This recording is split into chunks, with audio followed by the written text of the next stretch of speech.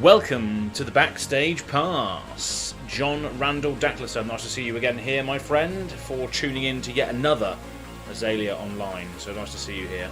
I'll be with you very, very shortly.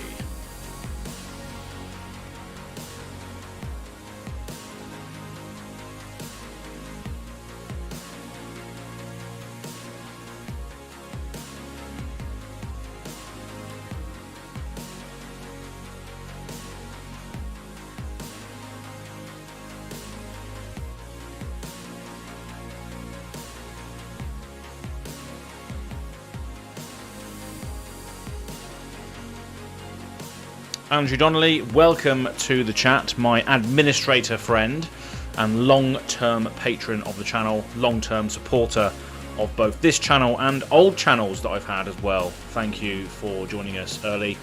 We will be very much kicking it off soon.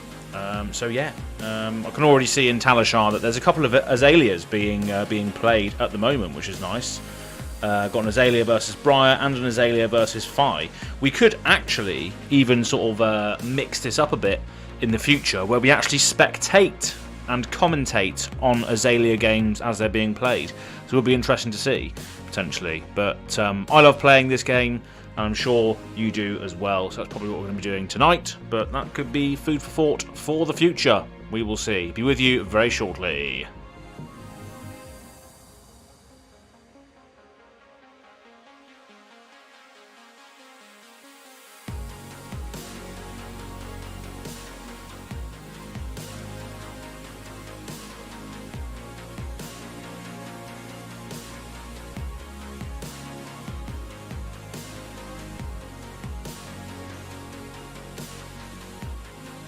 Okay, we may as well go live. Lovely old job.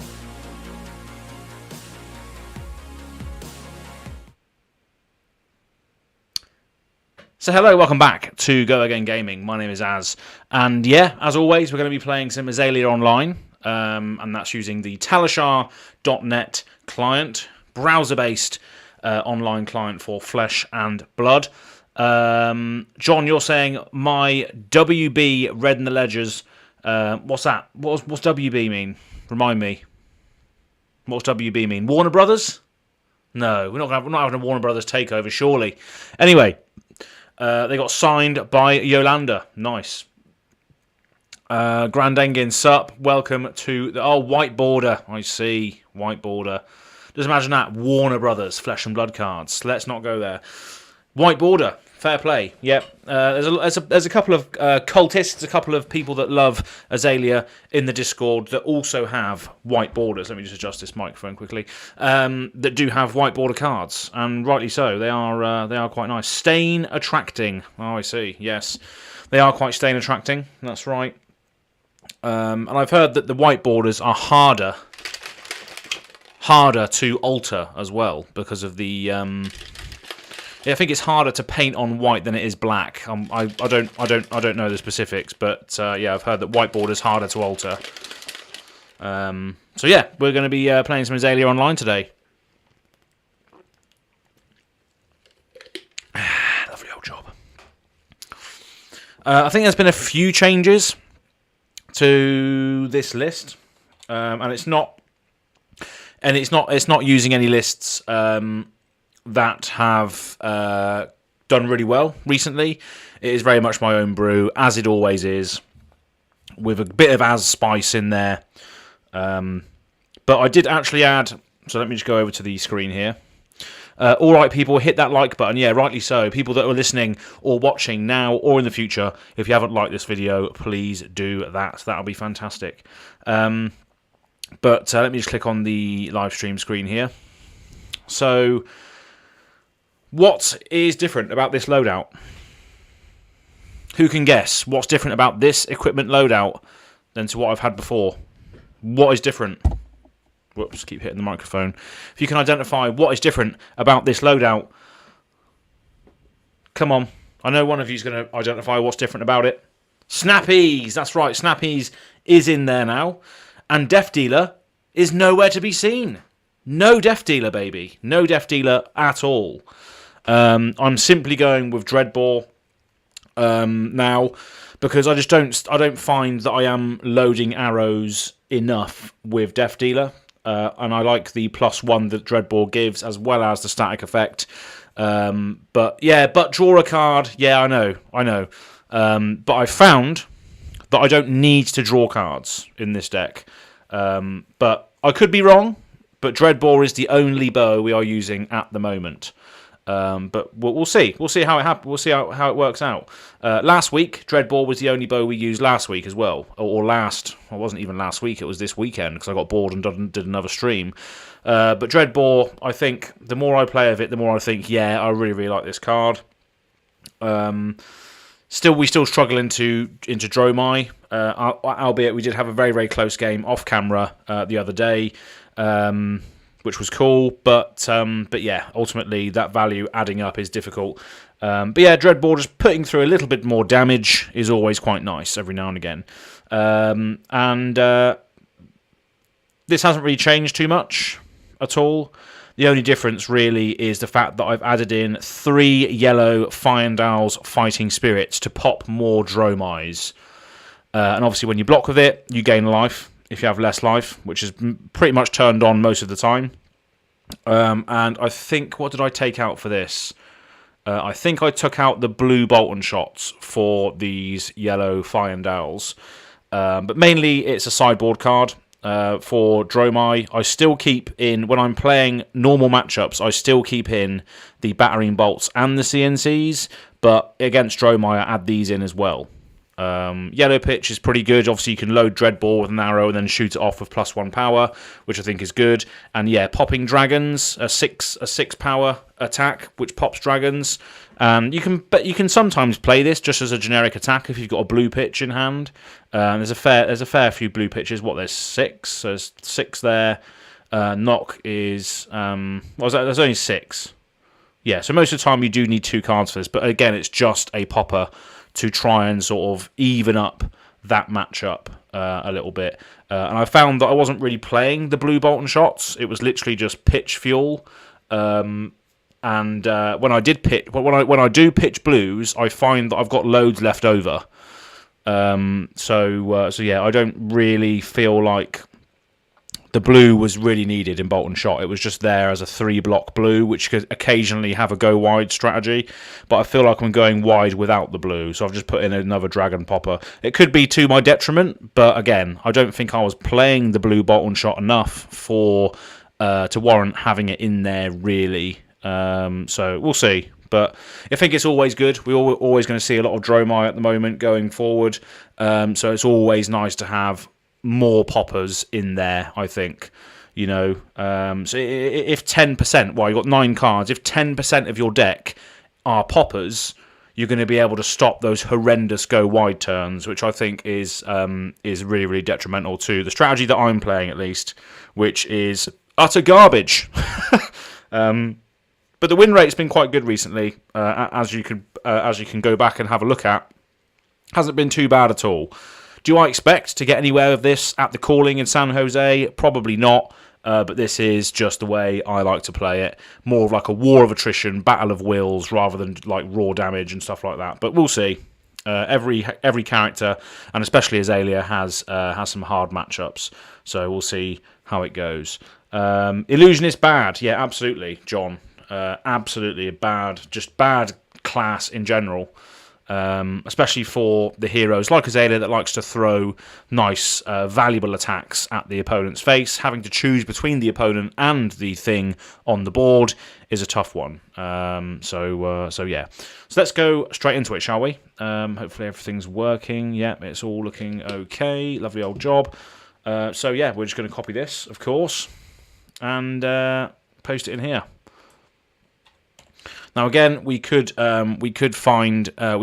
get some stream snipers, people that are watching this and just think, oh yeah, this is my time. I'm going to get onto the GoAgainGaming stream.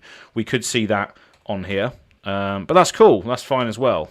But hopefully we get some just genuine random matchups as well. So GoAgainGaming playing Azalea. I'll put it as playing Azalea. Cool. And then we'll just create game. I think my sleeves are still active. My GoAgainGaming sleeves, which if you're a patron, you can get access to. So playing Lexi straight off the bat. I don't know if this is a stream sniper or not, but I think we just want to keep everything apart from the Fire and Dowels. I don't think we need those in there, but everything else I think is good. We probably want to use perch grapplers for defense against this, but I guess we'll find out. We will find out. The last couple of Lexis I played against on the stream were Talishar Lexis. So they were it was a strange build, and I also think we meet again, E-Master. I don't know who this is. We meet again, apparently. E-Master, are you in the Discord? I'll ask him.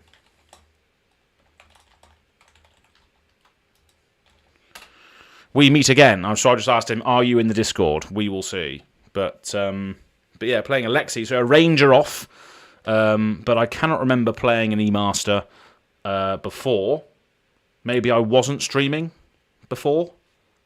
I don't know. Maybe I was, maybe I wasn't. But yeah, activating Voltaire. What are they choosing for the thing? Probably pitching Frostlock. So that's fine. And they're which mode are they using? +1. Okay, so the Bolt-on shot's going to be turned on. So this is a 5 go again, which I can block with a fatigue shot. Maybe we will leak 2 damage. We're going to draw up anyway, but we've got a Rain Razors in hand, so I think we're just going to block with these. Fully block it out to protect the reload. And then we can at least sink below and then sink the Rain Razors, I guess, to tuck that card. And this is coming in for... this is giving +1 as well. So this is coming in for 5. With an on-hit reload. Pass. Sink below. Leak 1 damage that will allow them to reload it, unfortunately. Knock the Death Whistle. So the on-hit will happen, so they will be able to Arsenal that card, and that is a Polar Blast, which gives me a Frostbite. Okay. So that was quite a nice little interactive turn. They got 1 damage through and got a Frostbite on me, so they've made this harder for me, but luckily I do have a blue pitch in hand, which will sort that straight out. But we do have we only have a battering bolt to use. So I think maybe we just go for the Knock the Death Whistle, go get a Red in the Ledger and play that, I think. But can we do that? We have to play this. We have to pitch a card to do that. So we pitch the Sink Below. We then reload the Battering Bolt, put a Red in the Ledger on top, activate Azalea, and then that means we won't be able to play the Seek and Destroy as well. Frostbite costs 1 extra, so the Dreadball will cost 2 to play, which means we can load in the Battering Bolt and fire that off for 6. So I think we're probably just better off trying to go get a Dominate card. I think that's no. I don't think we should use a knock right now so early. I think we should just try and swing back with a battering bolt. So yeah, we're going to activate Dreadball. Going to pitch the Knock the Death Whistle. So we've got 1 floating. That puts the battering bolt into the arsenal. We can play Seek and Destroy as well. Okay, we will do that then. So yeah, we will do that. We'll play Seek and Destroy.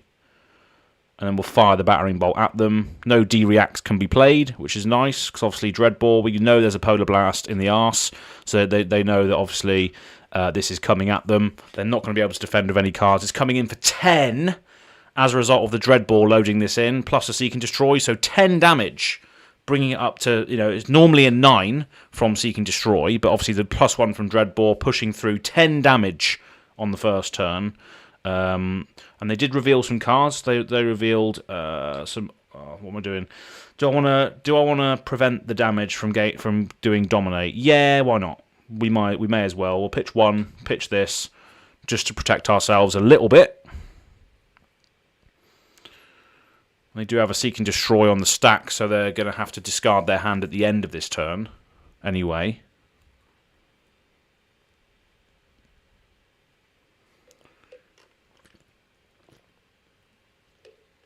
This doesn't have Dominate, though, so it's only a 3. So we can just block with a Bolt and Shot for 3. Does have Go Again, though, so we still have 6 block in hand. We'll see what happens here. Depending on whether this is interactive, we might just crack back with an E-Strike for 7, depending on what the interaction is that they're forcing at us. Also, it's a Chilling Ice Flame. They're ending their turn. Okay, well, that's that. Okay, so we're just going to play Enlightened Strike. Give it buff power. Because at the end of this turn, we'll draw up to same cards as them, plus plus the damage. Oh, whoops, forgot about that. Nice one. What, Seek and Destroy? Yeah, unfortunately.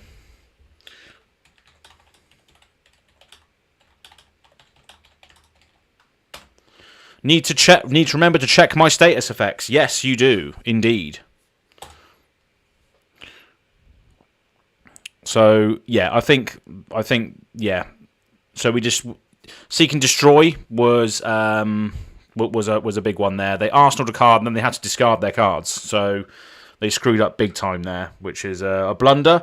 But these things do happen. So 4 Go Again. If it is fused, it is fused. They discard a card unless I pay 1. So I think we just so it is fused. Arctic Incarceration is probably coming in after this, so we're not going to have a turn anyway. So that's a red one. So I guess we just try and block this out. So we're going to block for unless we pay 1. So I guess we can leak 1 damage and then pitch to prevent the actual discard.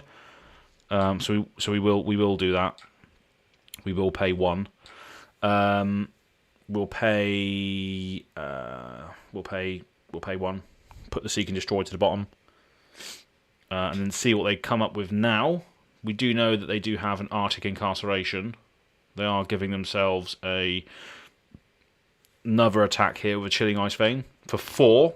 No Go Again after this though. So I think we just what happens if it hits? We have to discard a card unless we pay 1. So I think we just have to block this. Fully block it, just to conserve life total. They are going to have a card advantage now, which is a bit of a shame, but that's just what happens, I guess. So they could have a bit of a crackback here. So they're going to give us a Frostbite first of all, which is fine, I guess.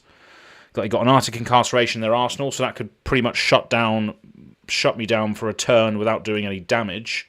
Doesn't have Go Again. Frostlock in the arse now as well. So this is coming at me for... It is fused, so 4 Go Again. If it hits, I can't play or pitch 0 cost cards. So I can't play or pitch 0 cost cards. So the only 0 cost cards are Bolt and Shot and Endless Arrow. So if this hits... and it also means cards activated can't only cost 1. So I guess I could leak damage, because if I just let that go... Nah, maybe not then. Maybe not. We do have a Tunic trigger next turn, so we can do that. Worst case scenario, we can always Bullseye Bracers the Endless Arrow into the arsenal as well. So let's just fully block this. And see what they got next. Because we can still afford to leak some damage on this turn, depending on what comes next. But they're probably just going to Arctic Incarceration us to shut our turn down. We'll see. They still got 1 more activation of Voltaire, so they probably could shoot another arrow at me. No, they're just going to shut down my turn. Okay, fine. So we're not going to go anywhere with this. So we're just going to be arsenaling and passing, which is fine because we're still maintaining a card the same amount of cards plus a much higher life total. So we can still just pass and then arsenal the Endless Arrow. We got a big follow-up turn in terms of raw damage. We can Enlighten Strike and Endless Arrow, which is pretty good. Winter's Bite, discard a card unless I pay 1. So yes, I will pay 1. I'll pitch the Razor Reflex. So we've got 1 float in just in case they decide to do anything else with us. 3 of a kind. This is a bit of a danger, high voltage situation. So they might be able to just do some raw damage to us here. We've still got quite a high life advantage. but we may just have to try and block as much of this as possible to maintain the life advantage, and then just come back in with an Endless Arrow next turn. We can't activate Tunic though, because we do have a Frostbite, so we have to be wary of that as well. So we may just not have a turn after this either. We will see. They're going to come at us quite hard with these arrows now. So this is 5, isn't it? Or is it +1? It is fused as well, by the looks of it. No, they're undoing their actions. Okay. All right, so Chilling Ice Vein from the arsenal. Is it fused? It is, yeah. Icequake is revealed. So Icequake is... thanks, John. Thanks for tuning in. Sorry, I'm not even taking notice of the chat. I'm very imbued in this game. Sin Soul Collective TCG. Hi Az, welcome to the chat, my friend. Hope you're doing well. Okay, right. Let me just figure this out first. So 5, go again. If we block with Fatigue Shot and Perch Grapplers, that stops that. And then we got a Icequake thing coming in next turn, after this, which is probably going to be 7 damage. Is it +3, the Icequake? Where is it? Where is Icequake?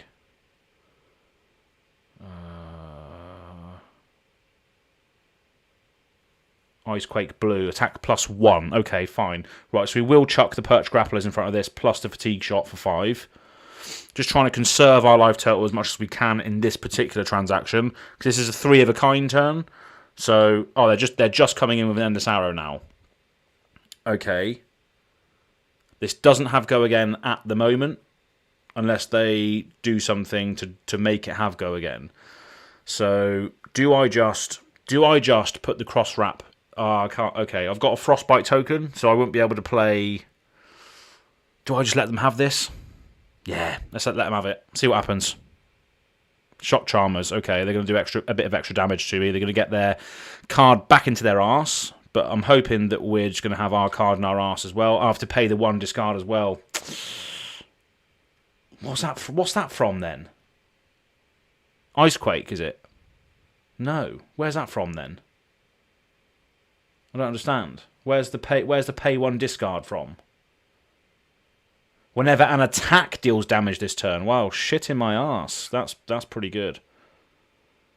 Oh, we had 1 floating anyway. Alright, okay, fine. Oh, no, we didn't. Never mind, I'm chatting garbage. Okay, so we're not going to be able to do anything next turn. Well, we can play the Endless Arrow, so we're just going to pitch the Enlightened Strike. So that was pretty good on their part. But, you know, that's a lot less than I thought. Oh, there's another one coming in. No. Okay, fine. I was going to say. E-Strike can go on the bottom. So this, we can just come in here with an Endless Arrow. That's pretty much all we can do. Which I guess is better than nothing. They got a 6-card hand now, though, which is the issue. So the next turn after this is going to be quite bad. Yeah, the Frostbite is screwing us a little bit here, but we're going to have to come in for 4. They probably will just take this because they've got a 6-card hand. Yeah, they're just taking it because they know they're maintaining card advantage, plus their crackback is going to be massive by the looks of it. So we will see what happens here. But this is a dangerous one. There's probably a Rain Razors in that hand somewhere, which is going to push through a load of damage. Yeah, there's going to be a Rain Razors in there somewhere, isn't there? There's got to be. With a hand size that large, and the fact that they just took the damage last turn, they're going to be able to crack back with some serious force on this turn.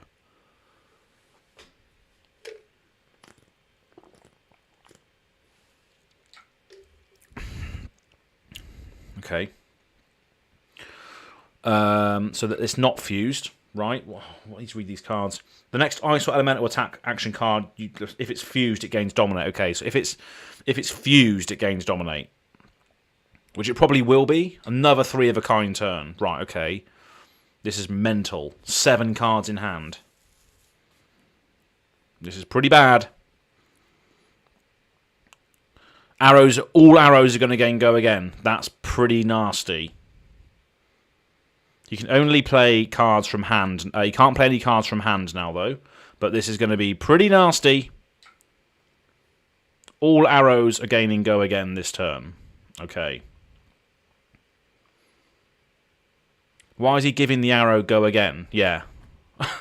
Give it +1, mate. You've already given all your arrows go again. Yeah, I thought so. Right then, so.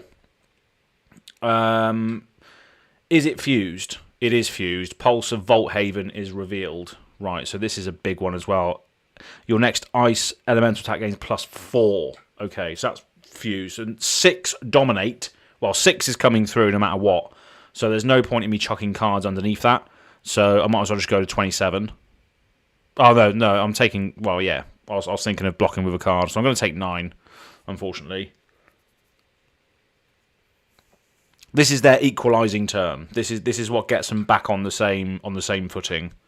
Do I want to pay 1? Yes, I will pay 1. I will pitch the... I'll pitch the Pursuit of Knowledge. I have 2 left over just in case to do anything else. Okay, so 4 go again. If it hits, it goes back into the arsenal, which will mean it will gain... it will have go again. So I need to block this, really. The Pulse of Volthaven is also in hand, which means it could be an 8. So they're probably going to force this on-hit effect through so they can keep recurring it. So I do need to overblock here. So I need to block with my entire hand on this arrow. So yeah, we're gonna do that.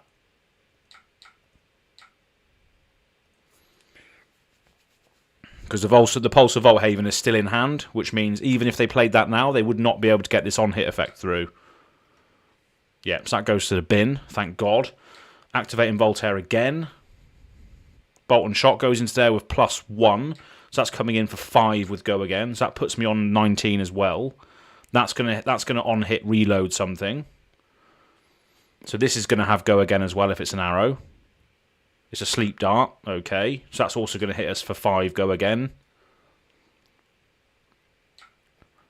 But luckily, we are still alive. After all of that, we are still alive. They've used 2 3-of-a-kinds now, which is okay. So we're just going to activate the cross wrap. See what's on top. Sleep dart on top, so we're going to activate... We're going to leave that on top, but we can't use Azalea's ability because they've turned it off. So we're just going to fire this at them, I think, for 4. They've said in the chat, geez. So I'm hoping that's a good sign for us. But again, yeah, they've used both of their 3-of-the-kinds now. We are still maintaining the sort of same life plus same sort of card situation. So we're hoping now that this is a bit of a shit turn for them. We'll see. DGCCG, you're saying you can't. I can't what? I'm sorry, I wasn't looking at the chat. What can I not do?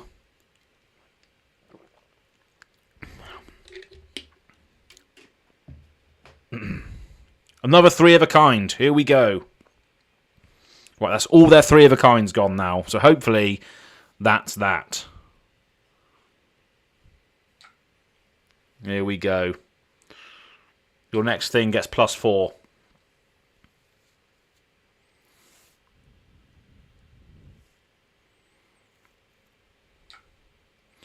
Okay, 9 go again. So we'll have to block 9.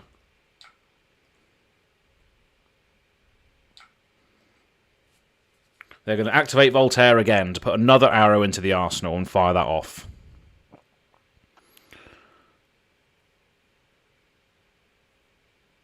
So we've got 4 block in hand. 4 block on the board, basically. Which is probably not going to be enough to stop whatever on-hit effect this is. Which is a bit of a shame. Yeah, I couldn't activate Azalea because they sleep darted me, that's right. So what's this going to be?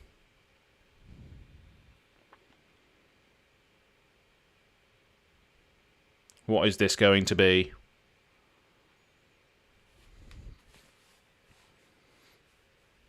Another Bolt and Shot. This is coming in for raw damage plus a reload. Go again. We can fully block this. I think it's probably best that we do so. So we will fully block. for 4. Chucking all of our equipment under the bus to stop this raw damage from going through. No on-hit effect, no reload trigger, end of turn, fine. That's okay. We can't activate anything, though, because we've got a frostbite, so we're just going to pass back. But that's all of their 3 of a kinds gone. So we just have to try and survive now. Arctic Incarceration, we might as well get the Memorial Ground off. Get it out of hand. It's useless anyway right now. Activating Voltaire.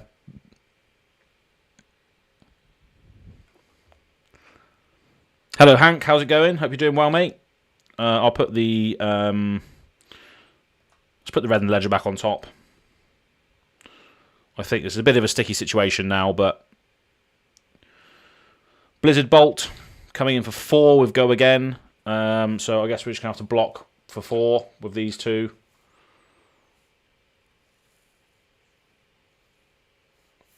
Frostbite is still keeping us at bay here as well on our next turn, unfortunately. So there's not really much we can do about this control that they've got on us at the moment. And they're coming in with Fatigue Shot. So we are going to leak 3 damage, unfortunately, here. And again, this turns off our next turn. Well, we can't do anything next turn anyway. So at the moment, they're just leaking a lot of damage through. We can't activate Azalea, so we're just going to pass. So yeah, we are on the back foot at the moment, but I'm hoping that we can regain some tempo soon. Amulet of Ice. Winter's Bite. Pay 1 or discard a card. We'll pay 1. We might as well pitch the knock to get 2 floating, just in case.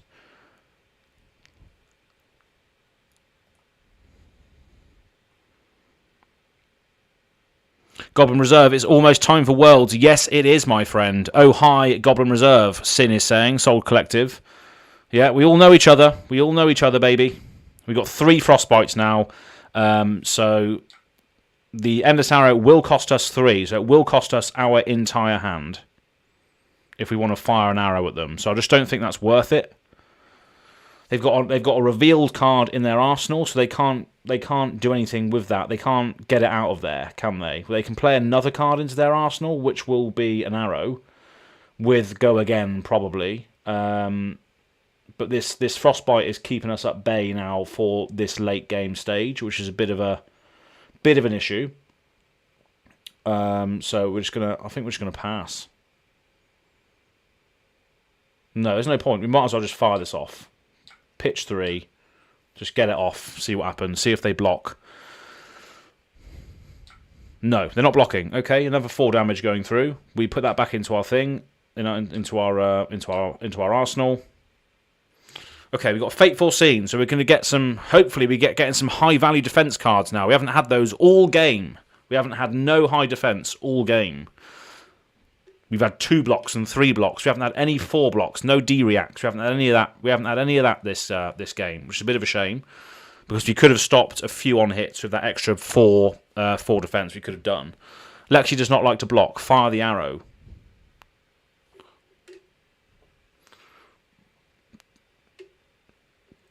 Another Chilling Ice Vein coming in for... Do I want to pay 2? Yeah, I'll pay 2. I'll pitch the Pursuit of Knowledge. So I've got 1 left over. And this is coming in for what? 4 or 5? 7 Go Again. Fuck me. Okay. So we're going to block all of this, I guess, with a Battering Bolt. And we're going to pass. And then it's Fateful Scene. They're probably going to Arctic Incarceration us next turn as well. So forcing more damage through with the Shock Charmers. Put the Ravenous Rabble on the bottom. It doesn't block for very much at this point. And then they can't activate the Shock Charmers because they haven't hit us this turn, which is fine. And the Arctic Incarceration will give us 2 Frostbite. So again, we can't do anything. We're frozen out again on their turn, but we now do have card advantage because we've got 1 more extra card. So we're just going to pass, and hopefully they're running out of gas. But we'll see. We got another Memorial Ground here, which is detrimental. Luckily, we have same cards, but one of them of which is in our arsenal. So we might as well put the let's put a Command and Conquer back on top. Let's cook with some Command and Conquers now.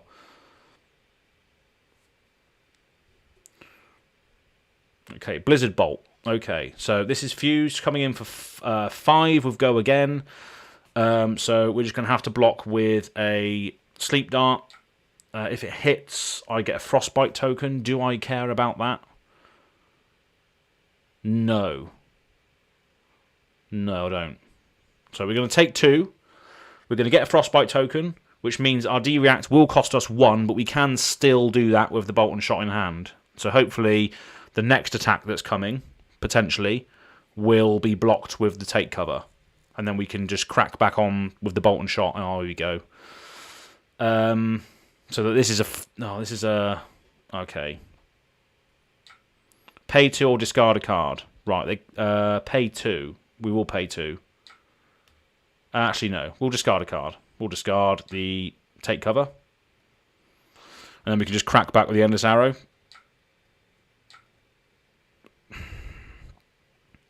And now they have card advantage unless they block this. So it's a bit of a battle of wits at the moment. But I think because their ability to go wide is probably better than mine. And they're forcing not only wide damage. Oh, we've got a massive defensive hand now. Look at this. 12 defense. 15 defense in hand now. So this could have saved us, potentially. We'll see. And they're coming in with a big thing now. If it's fused, it gains Dominate. That's an issue, though. That's an issue. If it's fused, it gains Dominate. So that screwed us a little bit there. So they're going to be able to force some damage through. We are still ahead on life a little bit now.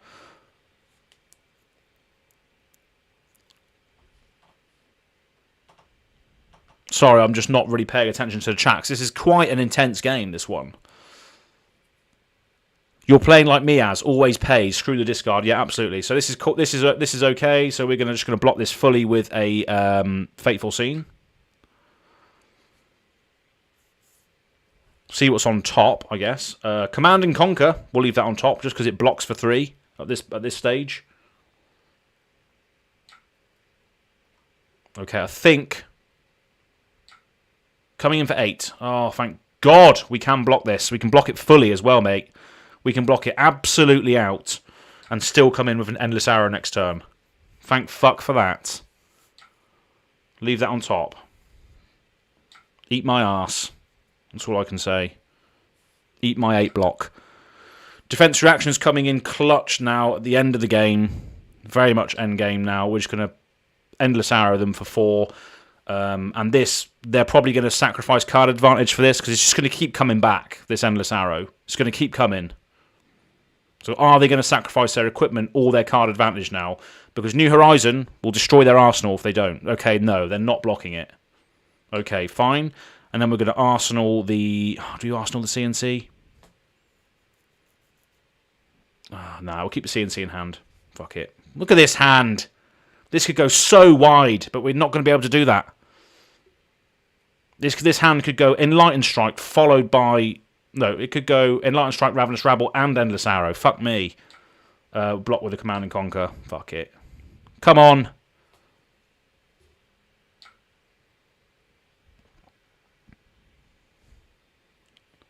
Coming in with the Endless Arrow. 4 go again. And then it's going to come in with a Fatigue Shot afterwards. Oh, do I just... I'll take it. I'll take it. You can have it. You can have it, mate. Rabble, E-Strike, Endless Arrow for the win. Surely. Surely. Frostbite. Fuck off. They still have 1 action point. Oh yeah, of course. They would use their Arctic Incarceration. Of course they would. Yeah, that's probably killed me. The Arctic Incarceration has probably killed me here. 4 Frostbites. Nothing I can do about that. Yeah, that's probably game. The Arctic Incarceration, going with the preventing my turn rather than dealing raw damage, has probably won them the game.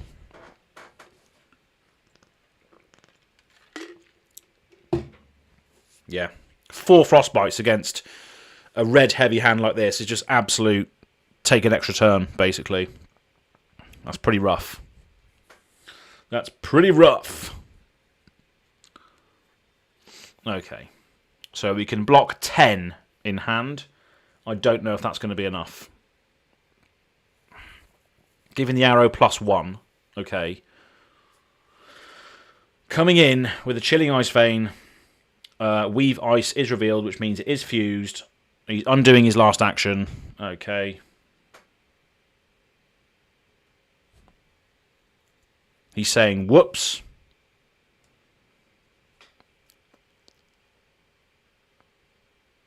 He is saying, whoopsie daisy, he's done something wrong here.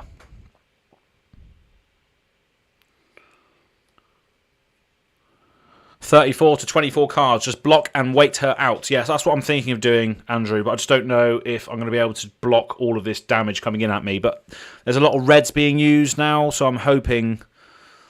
Yeah, I don't know. I think you're right. I think you're right. I think we do have to just... I think we do have to just try and keep blocking. I just don't know how much of my non-blocks... So both the Memorial Grounds are gone. So that's both of the non-blocks there. The only other non-blocks are the Rain Razors.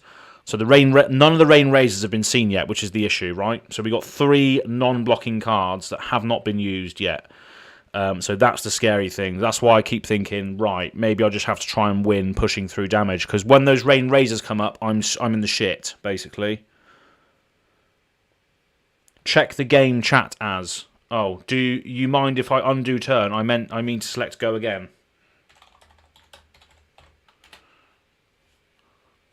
Okay, right, so he wants to select go again. Right, okay, yeah, cheers, Andrew. Thank you, mate.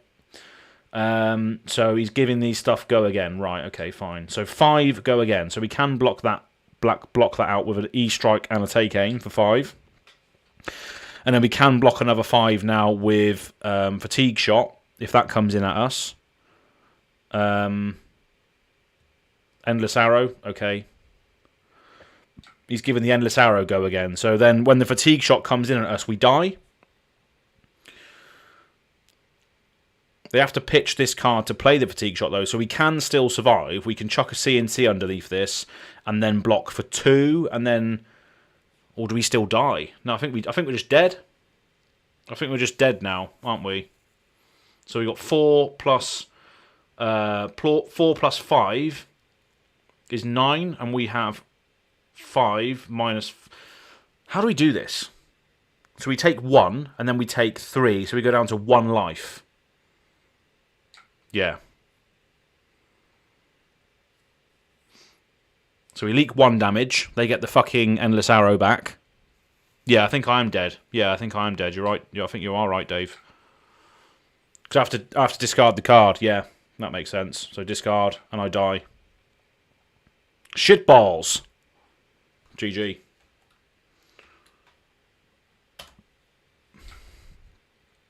GG. Right down to the wire. Arctic Incarceration screwed me over there. That one turn when I could crack back. Man, your Azalea is a beast. At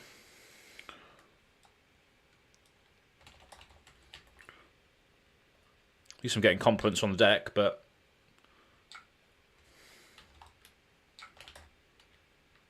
Felt like attacking an Oldhim.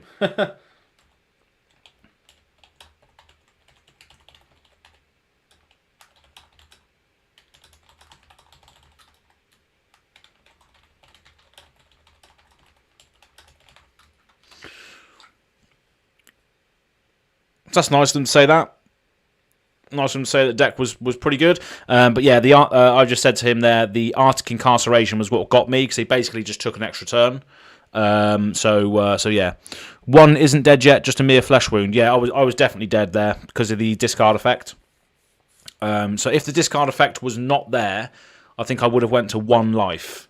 So yeah, the discard effects were pretty good. But yeah, that's that. So I've rated the opponents. That's cool. But that's that. Unfortunately, very very close. But yeah, having to get through both of their 3 of a kind turns. Their 3 of a kind turns were pretty mental. So the fact that I came out the other end after that was quite good. Did a massive load of damage early on with the battering bolt coming in for 10, a few other things as well coming in. But obviously they knew that they were going to 3 of a kind turn off, and with Voltaire you got loads of ways of getting cards into your arsenal. There was a load of unblocked Bolton shots, which then allowed them to reload cards into their arsenal to then fire them off. They also cracked their perch grapplers on the same turn they played 2 3 of a kinds, which was just absolutely mad. So for me to actually be able to survive that in the first place and still get them down to really, really close quarters combat at the end there, despite the frost and the discard effects still hampering me at the very end there. That was a good game, very good game. That was proper flesh and blood. That was very, very good. Pure battle of wits. Hank, you're saying, sorry I'm at work, haven't been able to pay much attention, hope you're having a great stream. Yes, Hank, they're always fantastic times on these streams, always having a whale of a time playing this game in all shapes and forms. So I hope you're having a good day at work. But yeah, these streams are always good fun, so thanks for popping in. But yeah, that's pretty much that for that first game. Bit of a shame, but hey ho. Let's try again. Let's go again. Gag playing Azalea. Gag playing Azalea.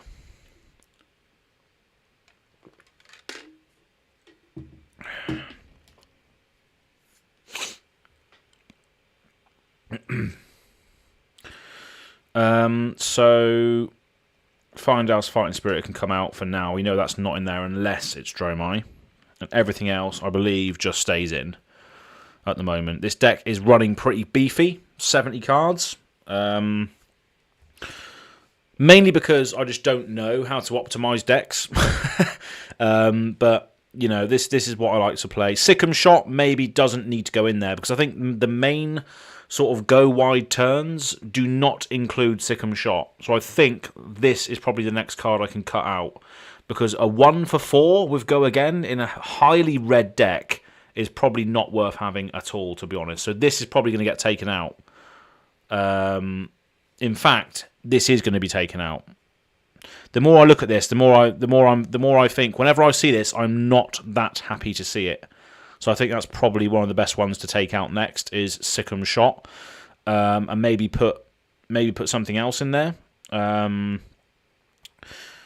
Maybe put another 3 of blue in there somewhere again, because Frostbite playing against Viserai it's a big issue, I think. So I think Sikkim Shot is probably the next one to be cut from this list. Because when I do go wide, it's either as a result of Bolton Shot, Ravenous Rabble, or E-Strike going wide. So we'll see. Okay, so Viserai. Hello. Good luck. Have fun. GLHF. Glyph. You too. Right, so I'm not using Nolan, I'm using a Let's Go Snapdragons, I think. Because this is probably just going to be a bit of a... do I? Do I want the block? Or do I want Go Again? I don't know. Let's go Perchies. Sod it. Yeah, I think that's pretty much it. Do we want Findale's Fighting Spirit in there? Probably not, because... Nah. Maybe we do want the yellows in there, because that can be a Rosetta. That can be a Rosetta pitch. Plus, we're going to have less life most of the time. Nah, let's leave it out. Okay, player 1 will go first, which is... Is that me? No. Yeah, that is me. Okay, fine. So player 1 is going first. One last chance. Do you want this in here? No. Let's leave it out. Okay, here we go.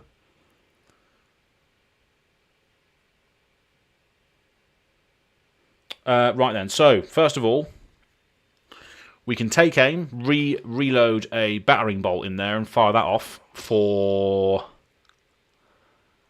It's going to be blocked fully though, isn't it?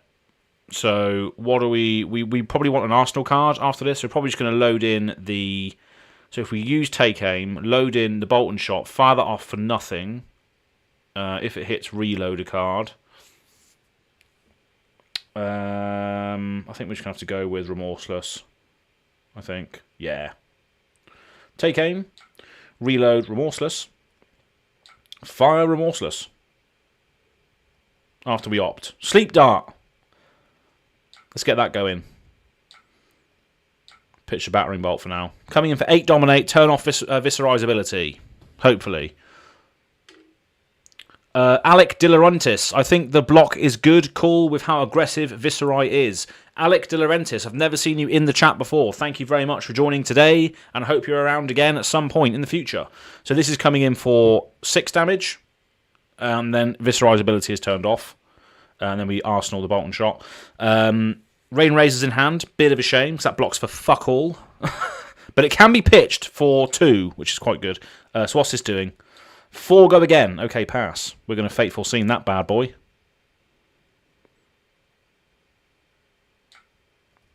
Fateful Scene that bad boy. See what's on top. Raydn the Ledger. We'll keep that on top. Lovely old job.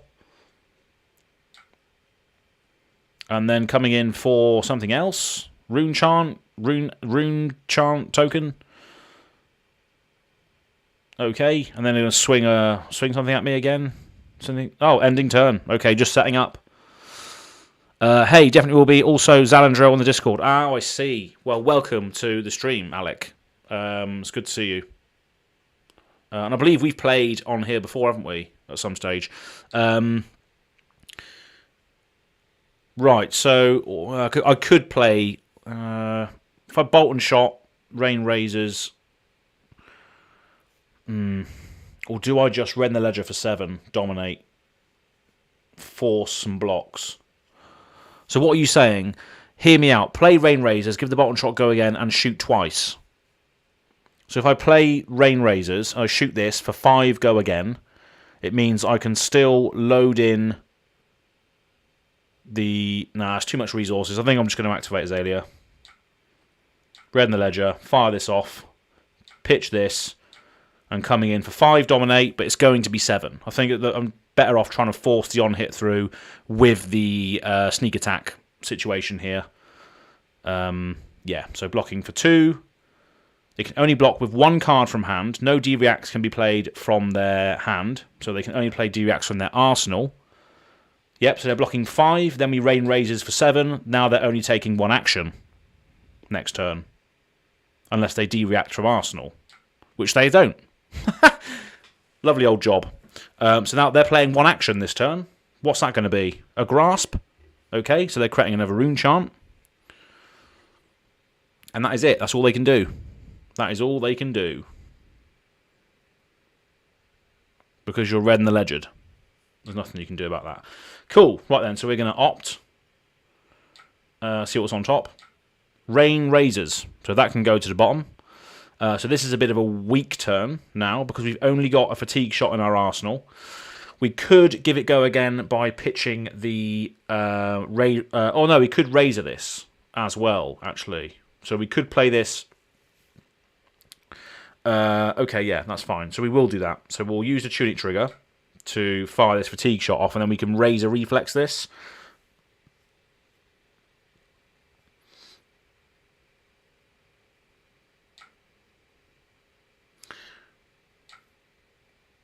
So we will Razor it, which gives it go again. So they're taking 7.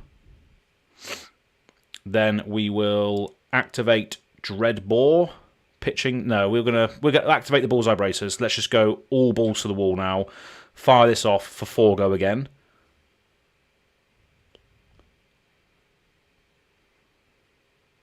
And then we Arsenal to take cover. So we got at least 4 defense on there. Obvious crackback turn here is going to be something going on here. But they're blocking with all their equipment from a 4 go again. So I think that's a good result to block out all that equipment there.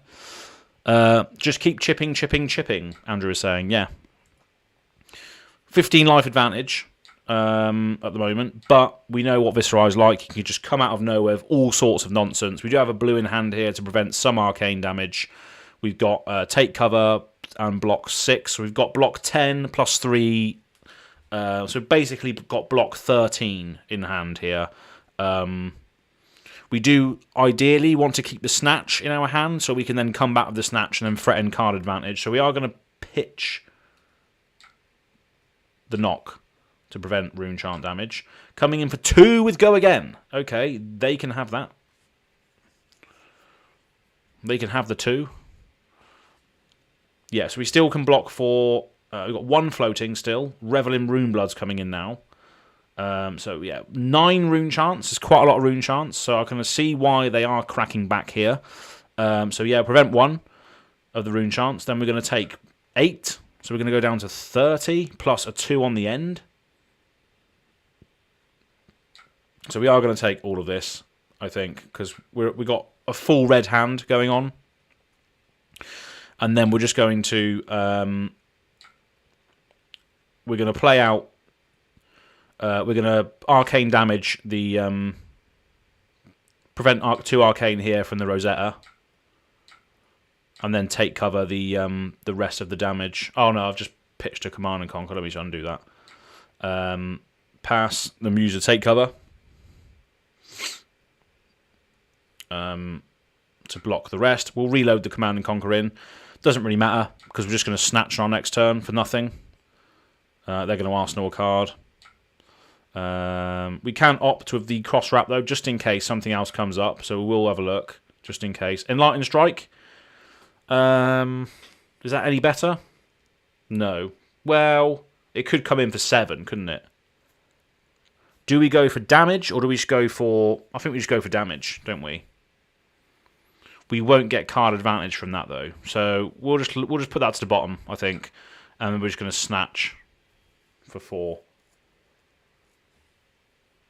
Maybe that was a bad idea.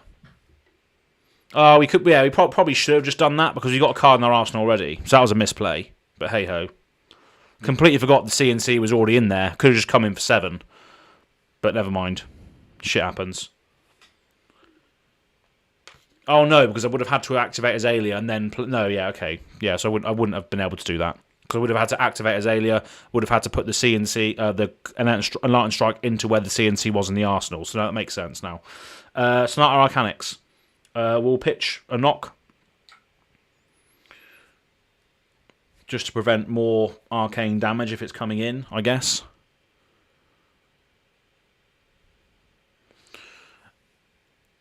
Nice to see the equipment gone this early. Yes, Alec is saying it hits for 5 and still gives card to Arsenal. Yeah, I completely forgot about that. But hey-ho, we missed these things. So coming in for 4 with Go Again, because they've dealt arcane damage to me this turn. 4 damage. We've got CNC in our arsenal, so we can't really... Yeah, we'll take it. We'll take it.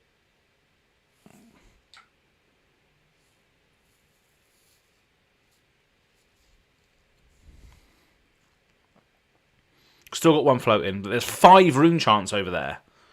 5 rune chants. It's just raw damage, isn't it?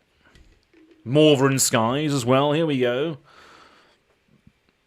And what's this going to be? Big, massive Cowabunga? Swarming Gloomveil? Fuck me. Okay.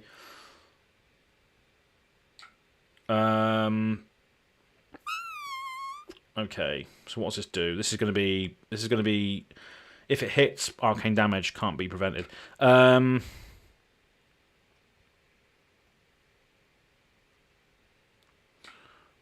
0. 0. 0. 21, 21. Then we got 4 coming in. So I guess we just block with this as well. Still maintain the card advantage here because they haven't got any cards in their arsenal, so we're still maintaining that over them. Oh, I've got 2 and 2 coming in as well. Oh, I've completely forgot about that. Yeah. Never mind. Do we block with the Perch Grapplers now? Save some life? No, we might need that later on. We're not going to do that yet. We've already cracked the Bullseye Braces as well, so I've completely forgot that we have already sacrificed a piece of Arcane Barrier, which is a bit of a crucial mistake maybe early on, that we completely forgot about. So we could activate Azalea blindly, see what we get. Sink below, that's fine. We'll just use that as a defensive capability because we can now sink the Rain Razors and draw hopefully a better blocking card. But yeah, this is going to be a tough one. Cracking the Bullseye Bracers earlier was a bit of a mistake because I've completely forgot that we only have AB1 now, which is an issue. So they are just going to read the runes. Okay. Screwed us over a little bit because we now have a Sink Below stuck in our arsenal. But luckily we can Ravenous Rabble to see what's on top and hopefully Azalea that out the way. So we've got a Command and Conquer on top. So we can actually play that with Azalea. So we've got 4 Go Again. Okay, fine. They are not going to take any... They are not going to block. So we'll activate Azalea, put Command and Conquer in there. Then we will fire this off. Pitching a Rain Razors. Coming in for 6. No D-React can be played. So hopefully demanding the Creepers or at least a couple of cards. No? Okay, Arsenal is destroyed. End turn. Put this Endless Arrow in our arsenal, I think. And again, we do have, luckily, a solid defensive turn regarding physical damage, but not so much the arcane damage, which I think is probably going to win them the race. The fact that we can't arcane barrier pretty much anything here, so we're just gonna have to take Rune Chance now, unfortunately. But the Shrill of Skullform should be able to be blocked. So yeah, the Rune Chants are really keeping the life even at this stage. 7 Go Again. What's that going to be? A fucking Rosetta Thorn, isn't it? Yeah, it is, isn't it?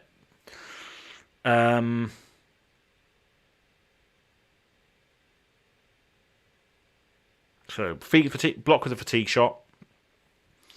Pass and then Sink Below. We'll Sink Below the Sleep Dart, I think. For the chance of maybe... Well, it doesn't really matter because all of our AB has gone apart from the Skull Wrap. So I guess... So we draw into a Battering Bolt. Yeah, that doesn't really do much either. So yeah, getting rid of the Bullseye Bracers was a big mistake early on. We may as well just prevent this, picture this. And then this is coming in for 2 and 2. Might as well pitch this. Take 3 from that. Go to 9. We can still have a look at the top, see what's on top, and then use Tunic Resource if we need to fire off a better arrow than this. Bolt and Shot, probably not worth having. It blocks for 3. So I think we just keep it on top. They're probably not going to block this, so we're just going to fire this off. They're probably not going to block it. They're probably thinking, yeah, I can do more damage next turn. I've got 1 AB. It's not enough, unfortunately. So we're going to pass and then just see what happens. So we've got 10 block in hand. We got potential 2 resources from pitching this.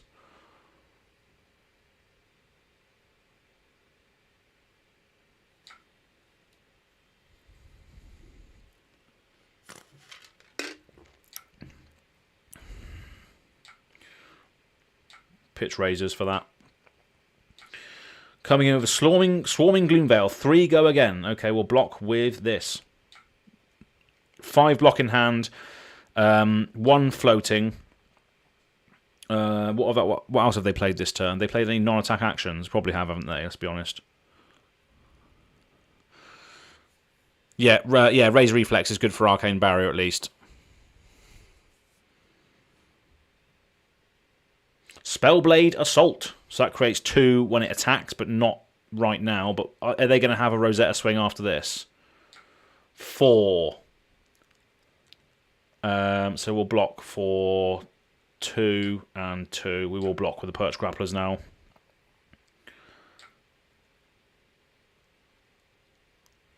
Okay. Okay, what we got? What do we have?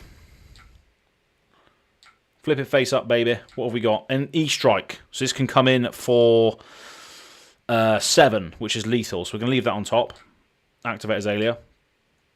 Come in with the E-Strike. Put that on the bottom and go buff power. So this is coming in for lethal.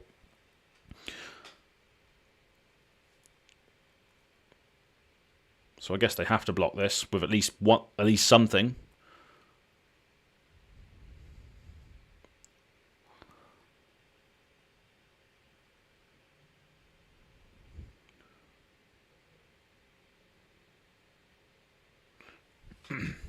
So that was a good card to have on top.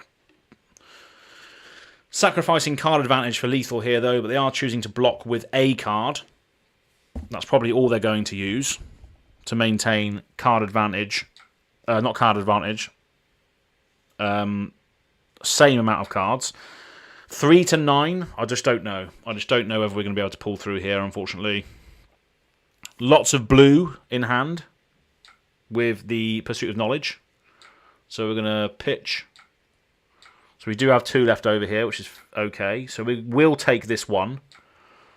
And then if this hits, we discard a card. So we will just block for 2 and 2. Doesn't really matter, I guess, if we discard a card. But Spellbound Creepers, Viscerai, Mordred Tide. They've got a 2 and 2 after this, haven't they? Yeah. They're probably just going to use that to force. Oh, okay. So 4, if it hits, I discard a card. So I could just block with this and this, but that would mean my Arcane Barrier's gone. I could leak 1 damage,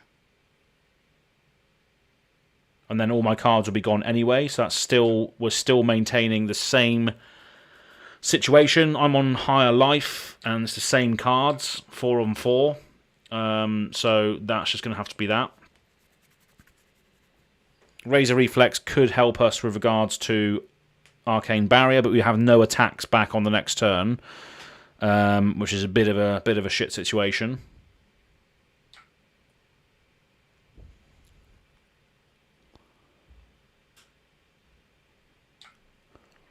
We will prevent this by pitching the Razor. 1 floating.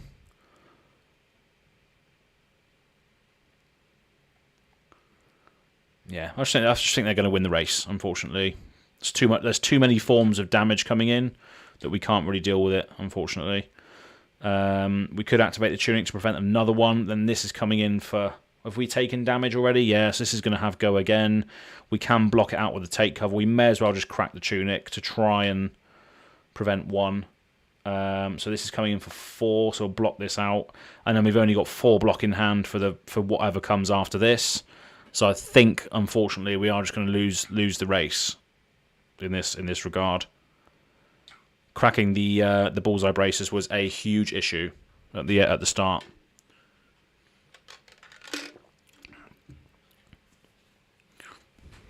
But hey ho, never mind.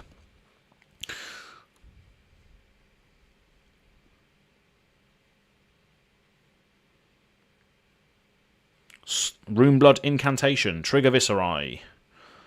They can still Rosetta after this, which is probably going to be the game. Yeah. So if we take 1, and then we take 1 again, what's this coming in for 2? So yeah, we go down to 4. Viscerai triggers, then we have to block a 2, a 5. Okay. Because they've created an aura, yeah. Oh boy. Yeah. We're going to die. We are going to die, unfortunately. 3 and 3. Same amount of cards. I've got no follow-up turn here. So it's just... We're just waiting to die, unfortunately. Memorial Ground doesn't block. Yeah, once they got a hold on the damage, there's not really much we can do, unfortunately. Bit of a shame. Because we've all got all reds in hand again here, so nothing we can really do against that.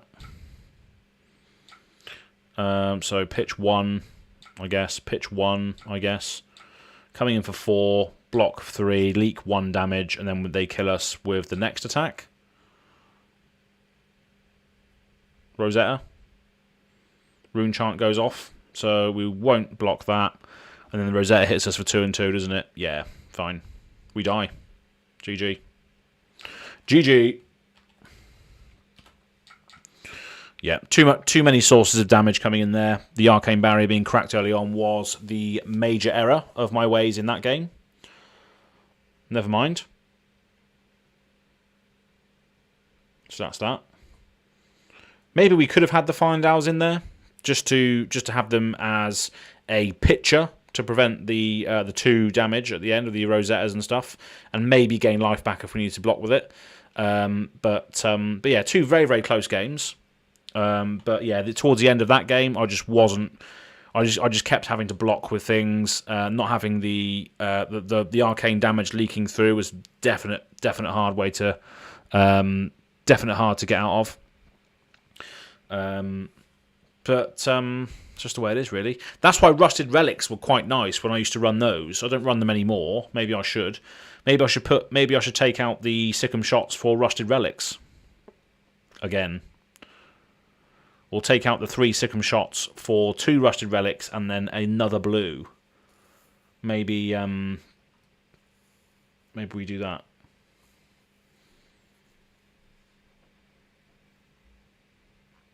Snapdragons as well. I just don't. There's never really anything. Well, it depends really, I guess. If you come up against Dromar, you probably want to be using those definitely. But yeah, let's take out the red Sikkim shots because they just don't do anything for us. The only times we really go wide is when we're using Bolton shots or Ravenous Rabbles or Enlightened Strikes, because the Sikkim shots don't really do much. So we're going to put in...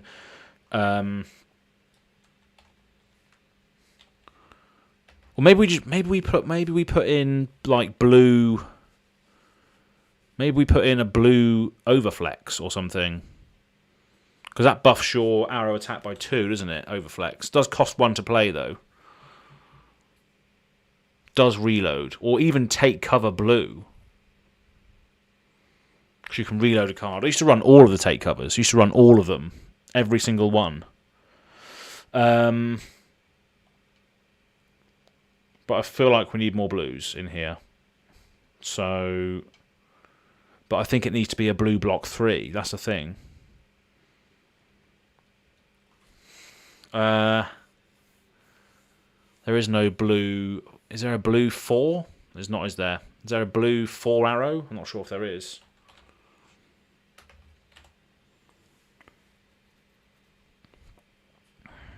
Don't think there's a blue attack 4, is there? Blue Reed maybe for the opt. Yeah, blue Ridge Rider shot could be, or maybe even blue Whisper of the Oracle. Does it need to be an arrow? Does it need to be an attack? Blue Whisper of the Oracle also blocks for 3, but allows you to go even deeper potentially. Blue Bolton shot, that could also go in there. Blue Bolton shot. Maybe I'll put the blue Bolton shots back in.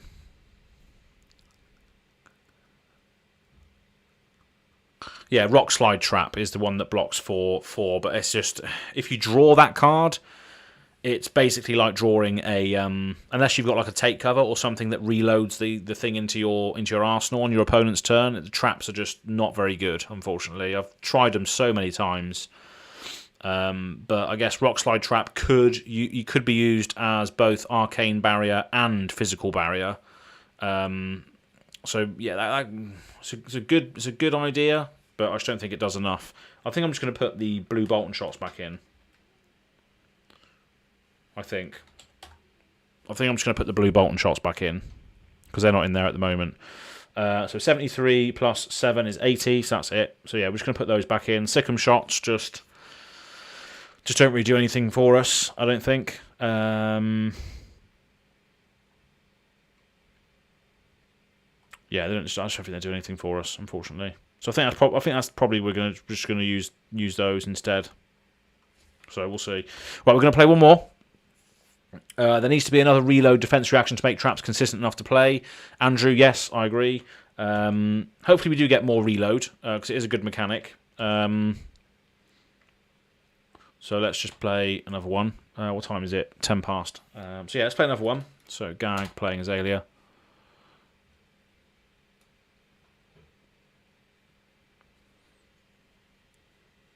Maybe even in Viscerai I have Null Rune Boots. because I think I can block physically fine. It's just the arcane barrier which is the issue. So even if I do want to crack the bullseye, I'm going to have a Null Rune Boots to fall back on for the AB2. Because I feel like I can still block fairly physically well in this deck. And the fact that I've got a lot of cards in the deck also means that I can chuck things under the bus more often than not anyway. So I think... this is a hard matchup. Because Boltyn just likes to block forever until he sets up the Luminar Ascension. Hello, they're saying. Good luck, have fun. I think I need to go pure red line with this. So let's take out... I don't think we need Pursuit of Knowledge. That's never going to hit in this game. Take out these. Razors, Snatches, and E-Strikes. Yeah. Fatigue Shots, no.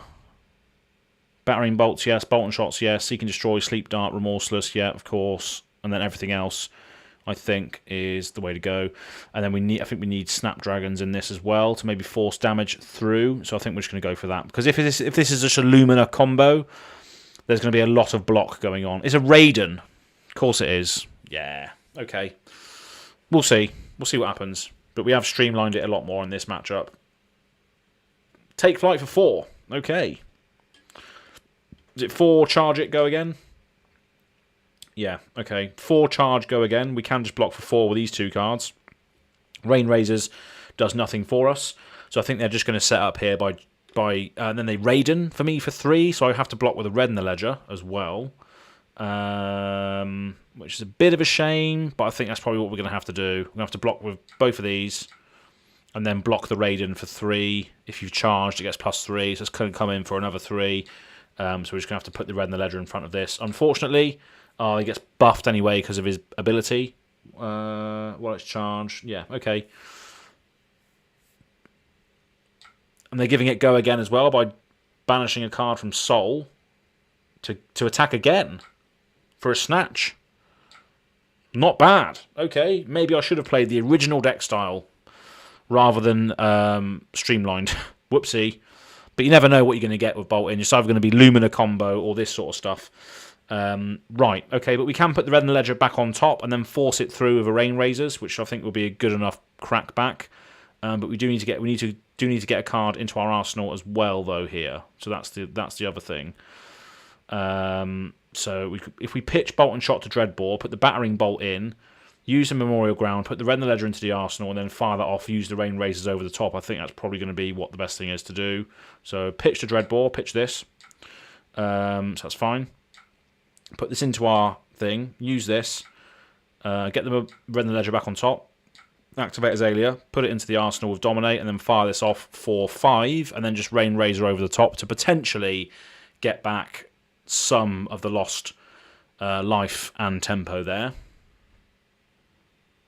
We are playing a warrior, so they do have a lot of on-field block with the Brage Forge.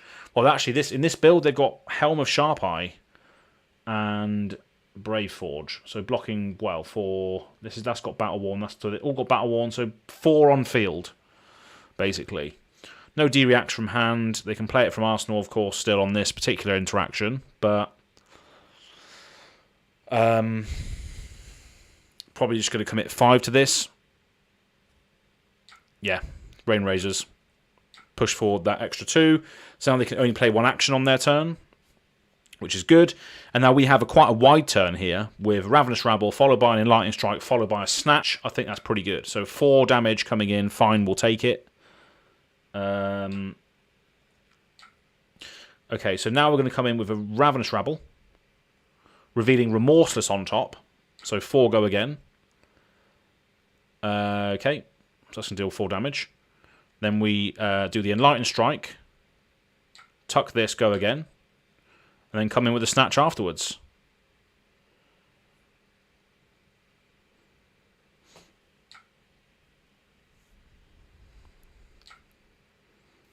So quite a similar turn to what they had at the start of the game there. So we'll see if they allow this to hit. Probably not, but we'll see. Oh, sick, you're streaming. The Dizzy Tank. The Dizzy Tank. I've never seen you in the chat before. Welcome, the Dizzy Tank. How are you? Thank you very much for tuning in. And yes, I am streaming. I stream every Tuesday and Thursday at 8 o'clock to around about 10 o'clock UK time, that is. I just started listening to the Living Legends podcast. Well done. It's a great podcast. Me, Bill, and Kel just having a fantastic time. Just loving life on Living Legends. So thank you very much for checking that out. And thank you for coming to my channel as well, The Dizzy Tank. It means a lot to me. Thank you very much. I'm very much on the road to 1K subscribers. So if you haven't done that already, please subscribe. Thank you very much for joining us today. Anyway, I've got a take flight coming at me now. So we're just going to... what are we going to do on our next turn? We can dominate something. We can... pass. Sod it. We're just going to take it.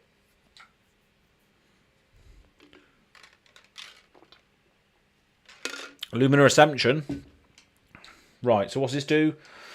If you've charged his turn, which he has done, he can attack with Raydn twice. And then until end of turn, weapons you control gain. If it hits, he can draw. He can keep drawing. So I just need to block this twice, basically, right? I'm going to be able to tunic next turn. So I guess we just need to block this twice. So we block with Razor and Command, pushing it up to 5, and then we have to block again with. So he's giving this go again, destroying the Helm of Sharp Eye, Engulfing Light. What does this do? Okay. Playing Bolt in. So this is going to have go again as well. You can attack again with this. So if we block that fully out, he's still going to be able to do this afterwards, and then also give this go again by taking away a card from his soul as well. We can still Remorseless on our next turn with the Tunic trigger, so I guess we just chuck this away as well. Blocking for 6. Just not allowing him to get the Luminous Ascension hits off of this. He's still going to be able to come in with the Engulfing Light or the card in hand. So yeah, coming in with the Engulfing Light for 3. For 3, if it hits, it goes back into Soul. So that's fair enough. But luckily, I think the crucial thing there was blocking out the weapons, because he would have just been able to gain more life and draw cards. Luckily here we can cross-wrap, first of all. Subbed and like, don't worry. Awesome. Cheers, Dizzy Tank. Absolute hero. Do we want to keep that on top? No. We don't want to play that out, do we? No. We might as well just go for the Remorseless. Smash Dong. Absolutely Smash Dong. Oh, Smashing Dong. Well, depends really. Depends what mood you're in. Then we're just going to fire some Remorseless at them. So no D-Reacts can be played. Unfortunately, yes, the D-Reacts can still be played from Arsenal, so I didn't put it in there face up this turn, but still, they're just going to take this damage by the looks of it. Yeah, okay, fine. So whenever they play an action card, they're going to lose a life next turn, but that probably means they've got another Luminous Ascension in hand. Bolt of Courage coming in first of all. Charging Soul. If it hits, draw a card. So coming in for 1, if this hits draw a card, means they probably got some form of, was it Valiant Thrust? If you've charged, you gain +4, is it? Something like that? Is it Valiant Thrust that does that? So I think we just have to block this out. Is it Valiant Thrust that gives it plus? Is it +5? I can't remember. Is it 1 for 5 if you've charged this turn? If someone could confirm, that would be great. But I think it is. I think it's a 1 for 5 reaction. If you've charged, it gains +5 or something like that. So I think we just have to block with Sleep Dart and Bolt and Shot. But it's going to get. No. Okay, let's block the Ravenous Rabble as well. Block for 8, because I think there's a Valiant Thrust behind this. He's going to give it go again. Okay. Fine. Maybe that was a stupid idea to overcommit to that, but we didn't want to. Yeah, I don't know. Luminous Ascension. Here we go. Another one. He is losing life for this though. So 4. He can attack twice with this. God, this is quite difficult to deal with. And if it hits, they can. If it's a light card, they can put it into their soul and stuff. Enlightened Strike is useless. It's going to push it up to 5, so it's still going to hit me. What a strange game. I've never played against this sort of bolting before. This is pretty cool. This is pretty cool. It's coming in again. It's going to hit me, and he's going to be able to draw a card and gain a life. He's giving it go again with bolting as well. I'm not interacting enough with these go wide turns, unfortunately. Coming in with a blue snatch, which is going to hit. Draw him a card, Arsenal a card. Yeah, 5 cards against my nothing, and then I've got nothing to come back with. This is pretty tough. This is a tough one. He's got 1 card in soul as well, so it's likely that he's going to be able to give stuff more go again. I have lived through 2 Luminas now, though, so it just depends on whether I can get back into this. We will see.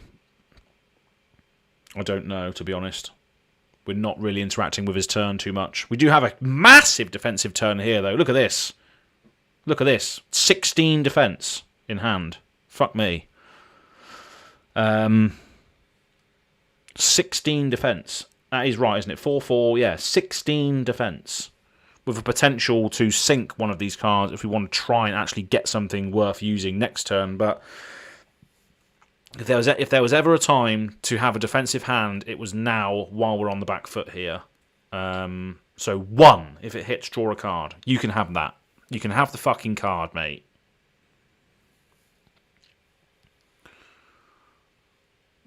Bolt in with Raydn. Beacon of Victory. Okay, what does this do? So they're going to... Right, okay. What does this do? Gets +X. So what are they going to do with this then? It's just a 2 at the moment. So it's still just a 2 right now. There's got to be something coming here. They've snappied it and they've beaconed to victory it. So search your deck for an attack action card of cost X or less, put it into your hand, then shuffle. So they're going for something here, but I have no clue what it is because I've never played against that much bolting. So this is very interesting to play against, that's for sure. But we do have a very defensive hand right now, which can still reload something in, potentially next turn, flip up with the cross wrap, activate Azalea, do something, but I just have no idea what they're doing on this turn. Raydn with bolting, absolutely, big boss. I've never played against it before. So it's good to see, and it's good to play against these decks because you just never know, especially in a calling like San Jose calling.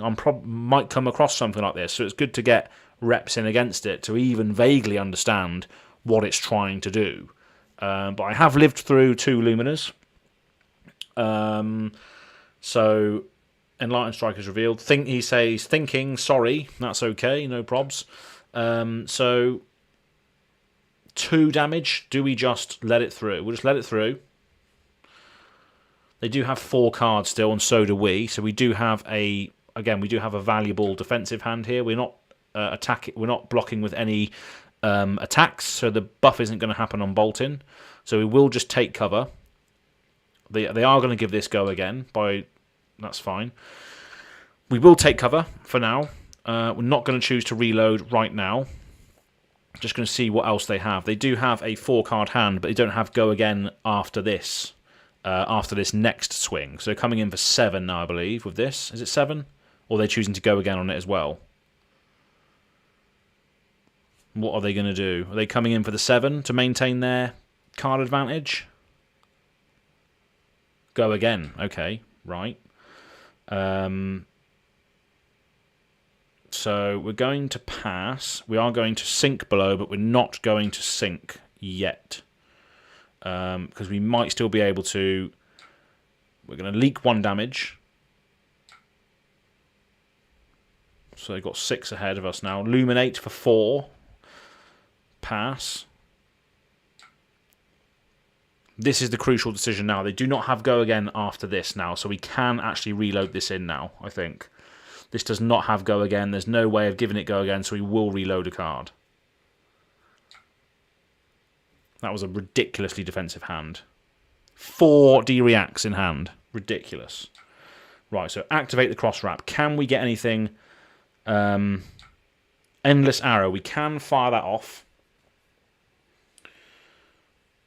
But is it just worth having the block in the arsenal that he knows he has to get round? Or is it just worth trying to chip damage?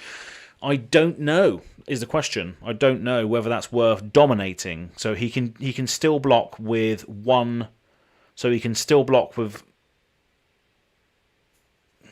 Do we want to try and get that through, that endless arrow? Or do we just want to play defensively? I think we need to play defensively. We'll leave it on top, though, because it is a block 3. We're just going to pass, I think. This could be a wrong decision, but we're just going to pass. This could be a wrong decision. Now they have to think about how they're going to get round that take cover. So we will see how this plays out now. All of my equipment is still intact. So I do have that advantage. My life is lower, and we have the same amount of cards in hand, but I do have the equipment advantage. So they've got 1 card in soul, coming in for 2 with Go Again. I think we're just going to block with the Seek and Destroy. So that will not get buffed then. So block 2.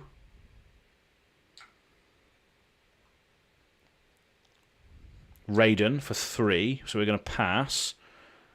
And we will take cover this. They are giving this Go Again, so we will take cover this. We will reload the Endless Arrow. So we can still block for 7 here in hand. Coming in with an Illuminate. If it hits, it goes into the soul. We're going to pass, and we're going to sink below that. We are going to sink the Command and Conquer because it's a red pitch, so I think we could potentially draw into something better, like a Rain Razors or something. So we are going to put that on the bottom of the deck. And draw into a Take Aim. That will do. That will do. We do have a Tunic trigger now on our turn as well, so if this is a better arrow on top of the Opt, we are going to be cooking a little bit now, hopefully. Come on. Knock the Death Whistle. We'll keep that on top because it is a 3 block. And then we will just take aim. And then we will fire this off for 7. If it hits, it goes back to hand. So they're not going to do anything about it. Which signals to me that there's another fucking Lumina coming. That's what that says to me, is that there's another Lumina coming. What do we think? Lumina? Let's crack the Memorial Ground. Let's get back the Raydn Ledger on top. And then I guess just see what happens. Lumina? Come on, let's see it. Let's see the Lumina. Give it to us. Give me the Lumina. Oh, via the Vanguard. Okay. What does this do? You may charge your soul any number of times. +1 for each light card charged this way. Okay, fine. It does not have Go Again, but you can give it Go Again. Okay, fine. So 5, he could give it Go Again. And then he could come in with something out of there and his sword afterwards. So I think we just have to block as much as we can. So we'll block for 5 with this. Then we can sink below the next thing, probably for the full value, and then still come in with the Endless Arrow on our turn. Coming in with a Snatch for 6. Okay, do we want to block this fully?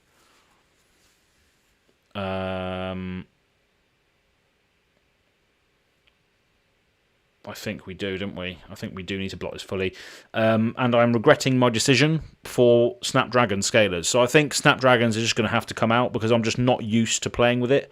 I think Perch Grapplers are just better in my mindset. Blocking, Andrew. Yeah, so I think I need to block this with the Tunic as well, in fact, to be honest. Yeah. Let's chuck it away. We're going to pass. You can't... okay, he's given this Go Again, of course, because his power is greater than its base, somehow. I don't know how. Fateful Scene, see what's on top. Red in the Ledger. It's a shame we can't access that because we just blocked with our Tunic. So this is where the Perch Grapplers would have saved this potential turn, but we will keep it on top because it does block for 3. Okay, pass. And then they're coming in for 3. For 5? Oh, fuck me. Yeah, okay. Nothing we could do about that. And then we just fire this at them again for 4.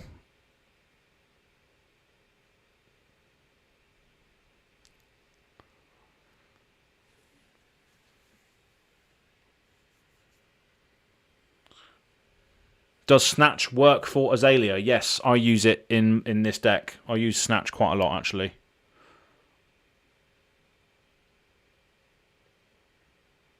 But we haven't really seen it in these games that we've played today. So they're blocking fully with this, with the Brave Forge and the Express Lightning. They're undoing their blocks, okay? Blocking with the Brave Forge.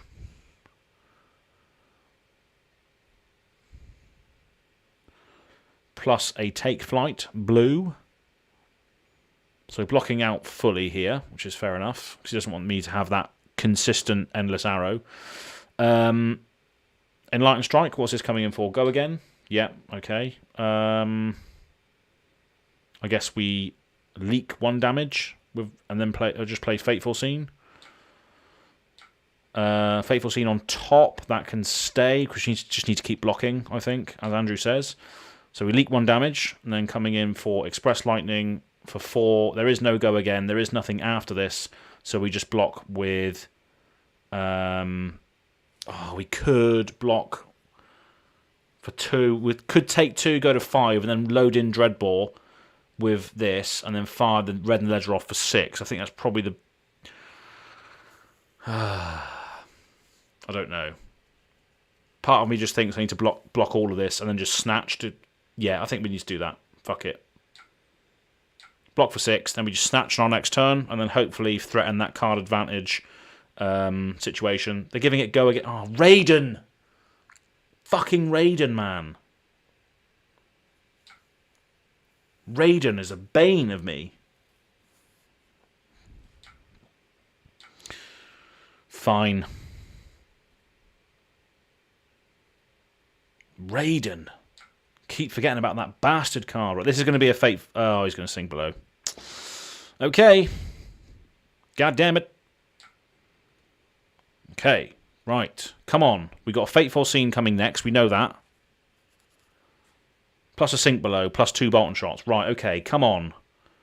Give us a fucking break here. Oh! We're going to undo that. We're going to undo that. I keep forgetting about Bolton's ability. So we need to take that back.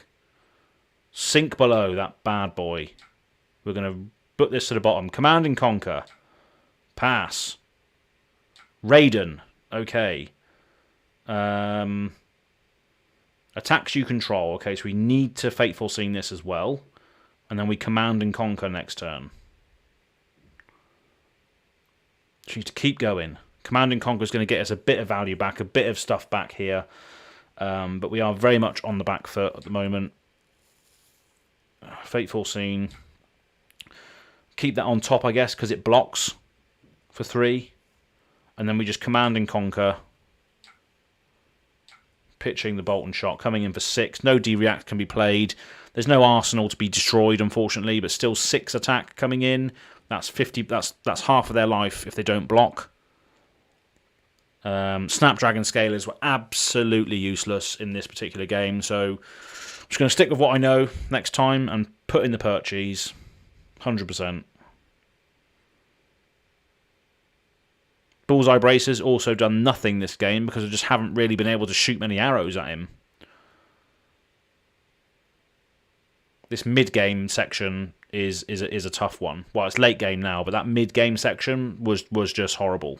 Coming in for 3, well, it's basically 4 because of Bolton's ability. Well, actually, no, it's not buffed, is it? No. Well, no, if it's defended by an attack action card, it gets buffed, so it's essentially a 4. So there's breakpoints all over the shop. If this hits, they draw a card. They're probably going to use Bolton's ability to give it Go Again, so I need to stop the on-hit. So I need to block for... So, block for 3 and block for... Yeah, block for 5. So they're probably going to give this Go Again. Yeah, going to give it Go Again. Probably Raydn me. But maybe I just have to keep blocking now. I think a lot of their high-value cards have gone, so I think I just need to keep blocking. So what was this? Attacks you control, get +1. So again, I just need to... I'm going to lose the card advantage. That's the problem, but I need to block both. I'm going to lose it. I'm going to lose the card advantage if I don't. Oh, still gives it go again. God damn. Illuminate for 4. It kills me. GG.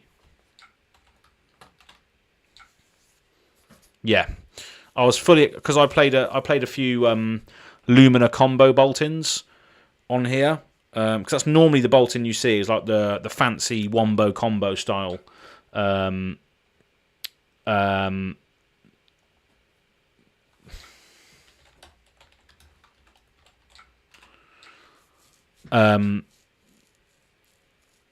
That's why I took all the stuff out of my deck, because I thought I need to try and kill him quickly because he's going to combo off. But that was not what he did in that game whatsoever. We're going to play one more. We got 20 minutes before 10 o'clock. That's normally my stream time. So we're going to take out the fucking Snapdragons. They can go. And we're going to add one more card into this. I don't know what am I missing that was in there before. I don't really know, to be honest. Now there's 2 fatigue shots. Let's just add a third one. Let's just add a third one in there. Cool. Let's do one more. Let's do one more, baby. Sorry, I'm not really taking notice of the chat today. I'm just... But all of these games have been very, very close down to the wire. All of them have been very good games. But yeah, I couldn't keep up with the fact I don't really play Bolt-in too much. I just didn't know what to expect. Yeah, I'm probably just going to run the standard as Azalea deck now. Just running a fat ass deck, and just going from there. But yeah, Dizzy Tank. Have you got into Flesh and Blood recently, or have you just started watching the Living Legends podcast? How did you find the Living Legends podcast? Was it through Red Zone Rogue? Was it through the Spike Feeders, or did you just type in I want a Flesh and Blood podcast? How did you find us? Because ultimately, that is how you ended up on this stream today, through that chain of events. So yeah. Interested to know what your journey has been and how you've come across this channel today.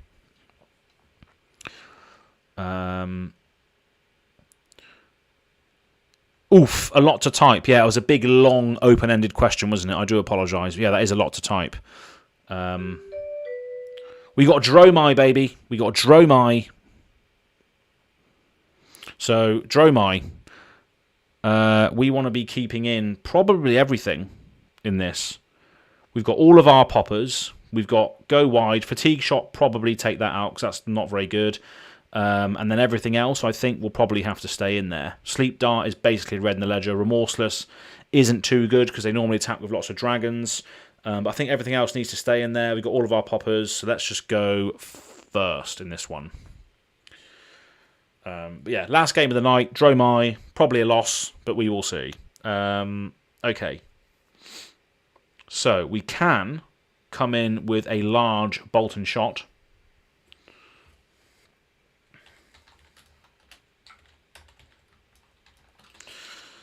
Sebastian saying good luck, have fun. Thank you very much. Very kind of you to say that. Do I know this person? They are giving me a winking face. Do I know this person? Probably not. But we will just play a take aim. Reloading the bolt and shot in. So that's going to be a 5 with Go Again. Reload this. We could just seek and destroy as well. Let's do that as well. Sod it. We might as well just play our hand out. We could have opted. Whoopsie daisy. We could have opted with the cross wrap. So already a misplay. But that's what you can come to expect from GoAgainGaming. I started a little over a month ago since I saw one of the LGSs having an intro event. Fab has been on my radar for a while, and so I jumped into it. Of course, Nationals and stuff was happening as well, so it was nice to see those streams going and recorded games. Yeah, exactly. There's a lot of good content out there for Flab. There's probably just some good content out there for Flab, but there's good content out there for Fab right now. So yeah, coming in with a snatch after this as well. So hopefully this is a break point enough for us to allow us to arsenal a card. We will see. They are going to let that hit. No, they are going to Fateful Scene that. Okay, fair enough. So whole hand for whole hand there. But it's nice to see one of those Fateful Scenes go, so they can't clog their arsenal and play it, I guess. Pretty go wide turn next turn, which will allow us to mop up dragons if they do play dragons. So Billowing Mirage coming in at us now. So 3 go again. I think we'll just take it. I think we'll just take that. And we are going to be mopping up dragons by the looks of it. So coming in for 1, we will pass. We'll take 4.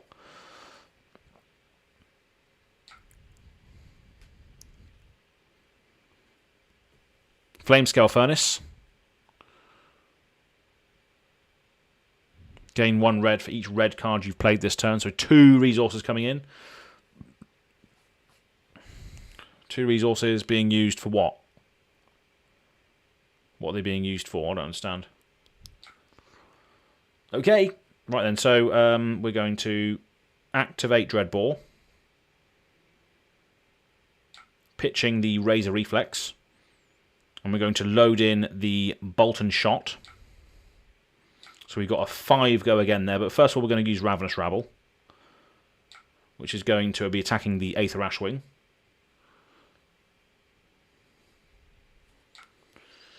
Snatch is revealed. Okay, so we get -1 attack. So 4 go again. So Aether Ashwing's dead. And then we can come in with a 5 Bolt and Shot at Dromai. If it hits reload, which allow us to reload the other Bolt and Shot, which we can then potentially play as well. So we'll see how this works. Just for the Ash. Oh, I see. Right, okay. So it's really nice to see someone playing, especially streaming. Yeah. This is a great way to learn as well. So if you haven't really watched much Flesh and Blood, watching Talishar streams is very good because it allows you to sort of pick up the intricacies of what is to be done in the game. Maybe not so much watching me because I do make a lot of errors and stuff, but they are preventing the on-hit effect from reloading my card here. I could crack the bullseye braces to go in again with some damage, but I think I need to save that. Yeah, I think I need to save that. So I'm just going to pass. I did manage to mop up the dragon there. I'm going to arsenal this. And we do have a fairly defensive hand. But again, when you're facing dragons, it's mainly sort of like 1/1/1/1/1 damage most of the time. But they are making a Kyloria here. And then blazing headlong. So we're going to pass that. Great thing here is that we can snatch into their dragon next turn. We can defend this with a Fateful Scene. So we're going to Fateful Scene this. Reveal the top card and opt, see if I want to have that on top. So let's have a look, see what it is. Red in the Ledger. We could attempt to go through on Dromai with that.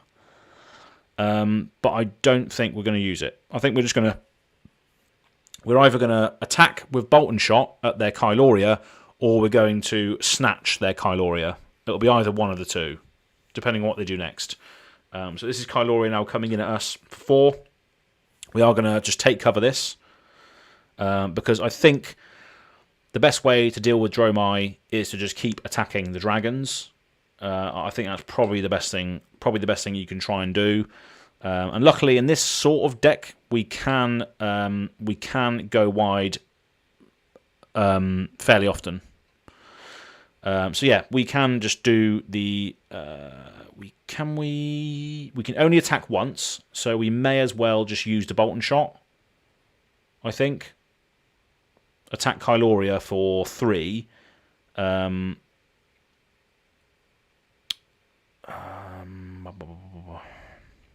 think so. There's that card that says ward, though, isn't there? There's stuff that they gives your dragons ward, like sand cover. So that could be a bit of an issue. If they want to protect their Kyloria, that might be a bit of a thing. So we're just going to shoot the Bolt and Shot at them, at their Kyloria. If there's a sand cover, then so be it. There's nothing we can do about it. No, it's dead. Okay, fine. And then we're going to put the Snatch in our arse, because obviously it only blocks for 2, so you might as well have that in there, ready to crack back at another dragon next turn and draw a card, potentially. But we just need... we do have a popper in hand now, with this Fightingdale's Flying Spirit, so that's good. And we've got 2 knocks in hand, as well, so we could go for a Dominated Arrow of some description next turn. It's only going to be a 5, unfortunately. But nevertheless... Could be good enough. So we've got 3 over there as well of Azalea, and obviously that's going to do arcane damage to us, so we can pitch to prevent the damage there by pitching a knock. And we can pop the Phantasm. We can pop it. Do we want to do that now? I think so.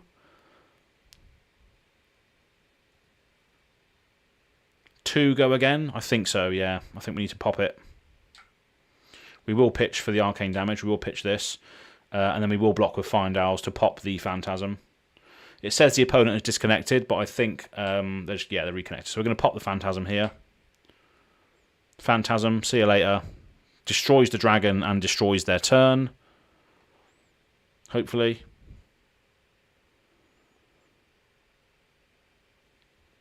They are going to Flame Scale Furnace just to get some ash, I believe.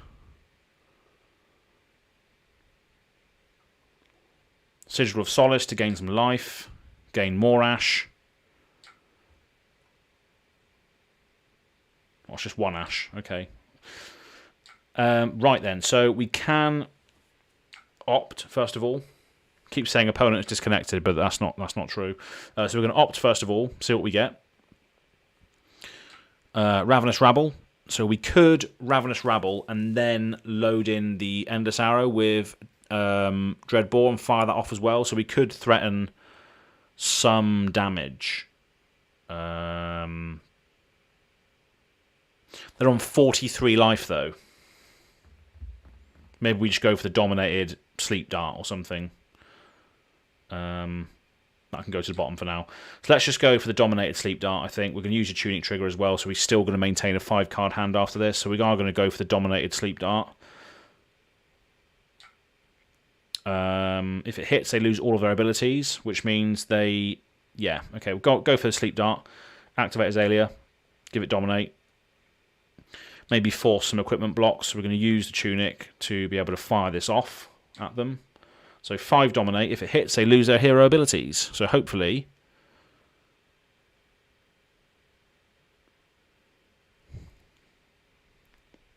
they might throw some equipment under this. Blocking for 3. Is there going to be a D-React from Arsenal? Yes, there is. Okay, fine. That's fair enough. Dreadbore obviously doing some behind-the-scenes work here, meaning they're having to clog their arsenal with D-Reacts, which is nice. So Ravenous Rabble's coming in for 4. Revealing... What was it revealing? Burn them all. Revealing burn them all. Okay, that's a bit of an issue. So 4 go again. I think we just... Do we just leak 1 damage? Leak 1 damage. Next turn could be quite a good Endless Arrow. I think we just take 4 damage here as well. Actually, no, we can just chuck this away as well, can't we? Yeah, we can chuck this away as well. So block, leak 1 damage again. And then a bloody Dust Up. Transform into an Aether Ashwing. A 4. So our turn's going to be 4, 7, 9. It's going to go back to hand. So I guess we're just going to have to take this as well, unfortunately. Just to sort of threaten some damage, I guess. So another Aether Ashwing is going to... Oh, no, it's not going to come in afterwards. Okay, fine. Cool. Right, so let's have a look, see what's on top first of all. Ravenous Rabble. No, that can go to the bottom. So we're going to play Seek and Destroy. And then we're going to fire this at them for 7. But it will be 9. We will attack Dromai, I think. Yeah, we might as well attack Dromai. Probably just going to take this, aren't they? They don't care about their life. They're obviously quite high. They're quite ahead of us anyway on life. And even if they take 9, they are blocking though. They don't want this to hit. They really, really don't want this to hit at all. So even if we Rain raises it, we will not get that hit through. So that's fine. That's just going to pass. The Seek and Destroy hurts, though. No, it does, yeah. End turn. Arsenal this. So we've got take cover. So Azalea is coming in now. Okay, so it's coming in for 3 and 1, so 4 in total. We can pop with the battering bolt, so we will do that, I think. Trigger Phantasm. Blow up their Ashwing. Cool. So we don't have any arrows in hand, so we're going to opt first of all with this. See what's on top. An E-Strike, that's cool. We'll leave that on top. So then we can play out the Ravenous Rabble first, attacking the Azalea, because we know that's going to die. So Azalea is dead. And then we activate Azalea, put the E-Strike into our arsenal, and then use buff power. We're going to put back the take aim and just buff power for 7, coming in at Dromai. They're going to take damage. Cool. Arsenal this.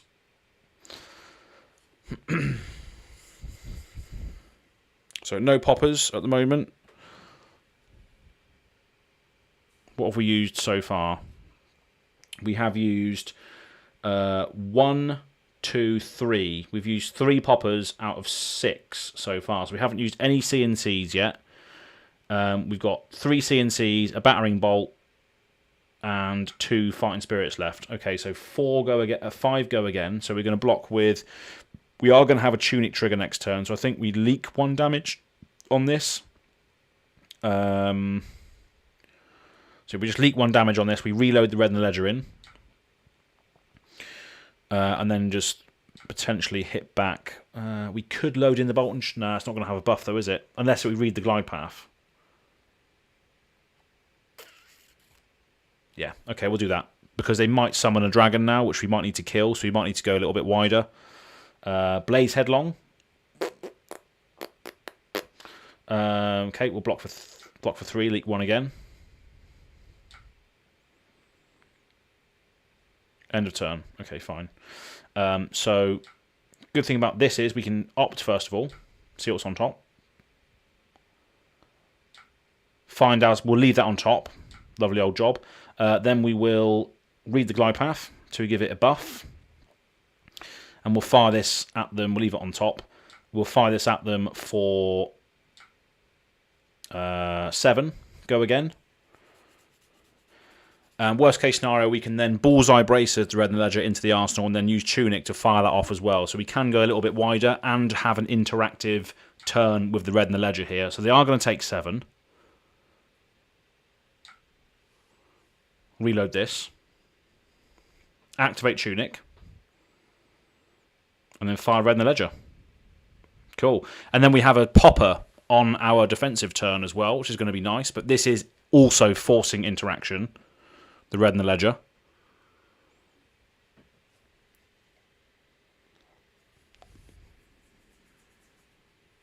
So blocking with the crown here. So they are going to have a 5-card hand. So they put this to the bottom.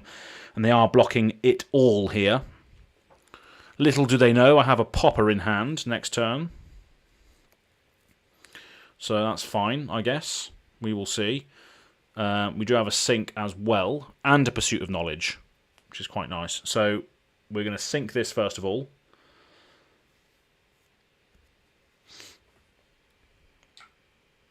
Pass. I have now broke their crown and got a -1 on their furnace, so I think I'm winning the equipment battle at the moment. Do we want to sink a card?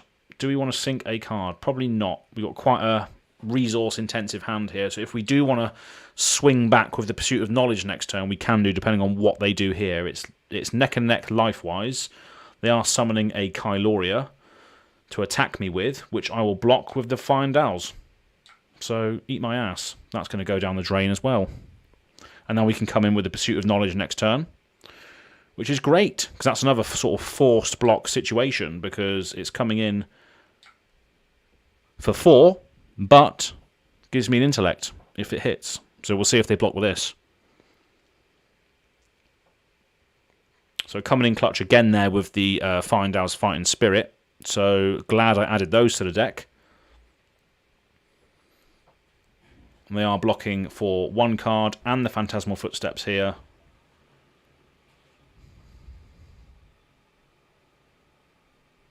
Yep, so they are blocking all of that. Fair enough.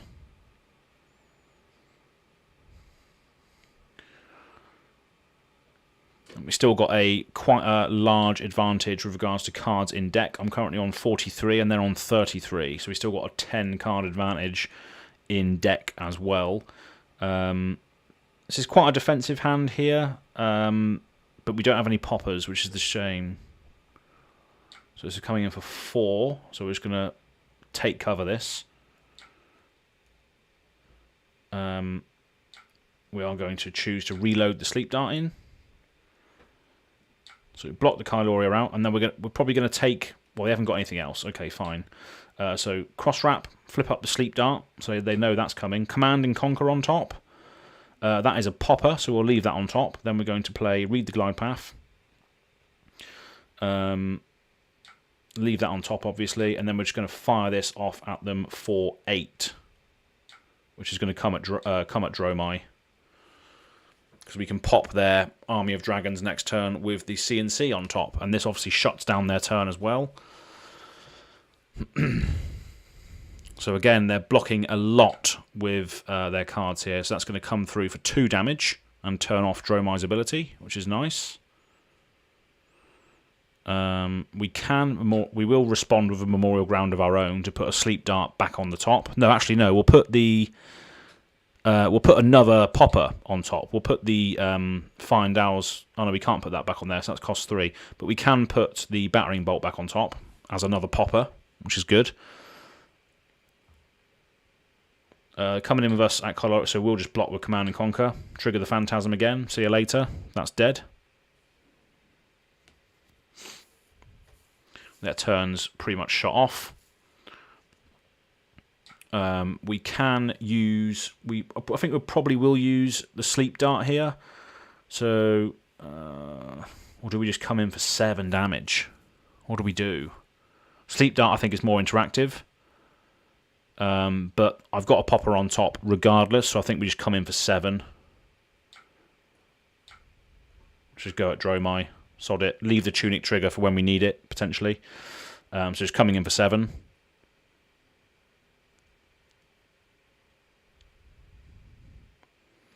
And again, got a large advantage with regards to cards. Still, we're on 39 cards. They're on 27. So they're taking the damage here by the looks of it, unless they want to sink from their arse. Or they can sink from their hand, actually, as well with this. Yep, Fateful Scene.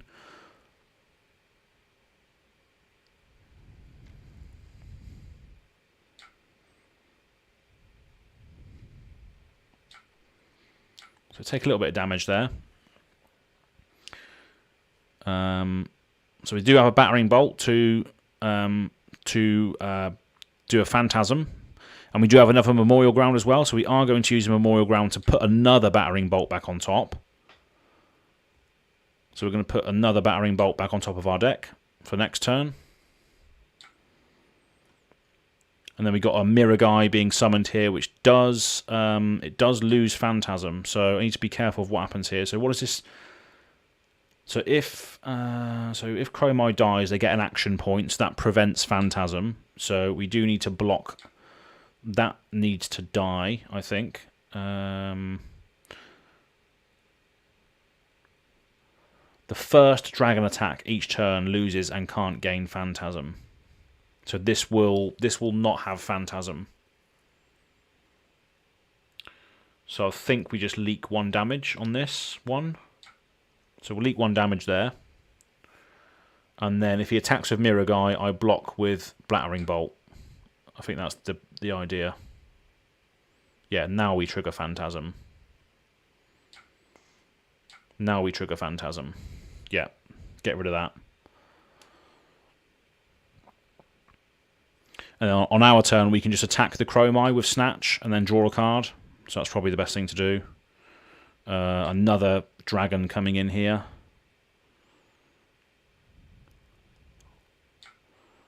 Okay, so 2. Not going to prevent the arcane. Do we want to block with the boots? Probably not yet. Still only 2 life difference. But yeah, we do attack the Chromai next, I think, with the snatch. Draw a card. Attack the Chromai, draw a card, and then put that into our arsenal. Hopefully draw into a popper. Battering Bolt, lovely old job. So we'll probably... Do we want to keep that in our hand? It's a bit bait though, isn't it? We are not going to... It's a bit of a risk. What are the odds of us drawing another one? So we're just going to end turn. Yes, we want to skip our arsenal. So that signals to them now that we have a popper. So coming in for 4 with Go Again. Do we want to block that? We'll block for 3, leak 1. We still have a tunic trigger, so we could load in the Remorseless and fire it off with for 9 next turn. They know we have a Phantasm Breaker. Command and Conquer coming in now. Yeah, they're not going to attack with their dragons this turn because they know that I have that. So this is the time to potentially block with equipment to stop the damage going through. So I'm just going to block for this, block for 3, and block for 7. Just conserve life. Command and Conquer's gone, which is fine. I'm just going to keep that in hand as well, I think. Again, I'm just going to... Oh, do I potentially just not draw a popper? That's the issue, isn't it? No. Let's make them go wide. We're winning the fatigue battle, so we're going to end turn. We're not going to Arsenal. And rightly so, because we haven't drawn any other poppers. So they know that if they attack with a popper or a dragon, they will end their turn immediately. So that's what we need. That's coming in for 3. We'll block for 3. Their deck is getting thin, and so is ours. So these games have been proper flesh and blood games today. Very back and forth, very interactive.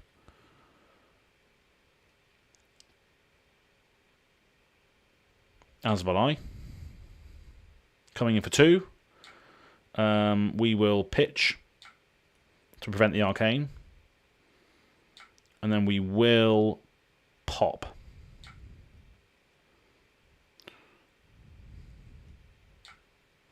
We will pop. Flamescale Furnace. Creating ash. And that is it. Okay. End turn. Right, so we still can't do anything. So we're still very much on the defensive here. So we just have to basically just Arsenal and pass. And just hope we draw another popper. I don't know how long this is going to last. We've got 2 poppers here. 2 CNCs in hand. How long can this last? How much poppers do we have left? We've got 1 battering bolt left in the deck. 2 CNCs in hand. So I think we have 4 poppers left in the deck, including the ones we have in hand. So coming in for 3, we're going to pass and just Fateful Scene. See what's on top.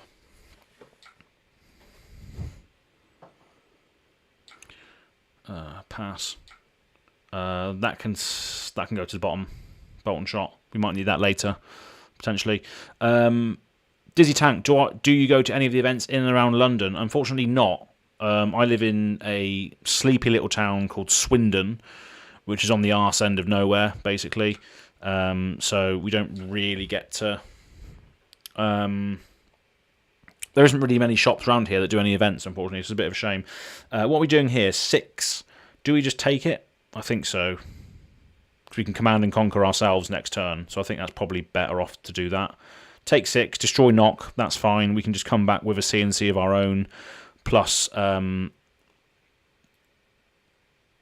keep the CNC in hand to pop their next turn, potentially. We'll see. So we will CNC of our own. Pass.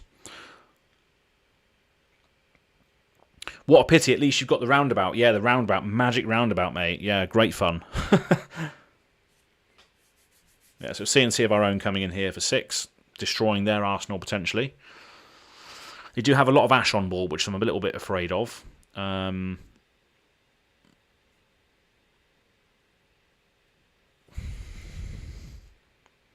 Blocking fully for 6 here. So we're going to pass. End turn. Do I risk not drawing a popper at this stage? I don't think so. At least they then have to play around the fact that I'm keeping a popper in hand, which I guess is good. So 4 go again. If it hits, create an Ash token, then transform 1. So I guess we're just going to have to block here for 4. Cross Wrap is not doing anything for us right now. I think we just need to block this on hit to prevent the dragon creation. Flamescale Furnace, creating Ash, I guess, and is that it? Yep, that's it. Okay, right then, so let us activate Dreadbore. And let's punish their go wide by putting in a... let's go for life loss and fire that off at them. So life loss through playing actions. No defense reactions can be used from Arsenal either with this. So I think that's probably the right play to use. So no D-react can be played at all because I've put it in there face up with Dreadbore. Keeping the CNC in hand for popping potential. They're taking the hit. And we're going to end turn, skipping our arsenal. And now we have 2 poppers in hand. So we don't really want to be blocking with these poppers any other way, apart from using them for Phantasm. So we need to keep that in mind. But they're now on very, very low cards.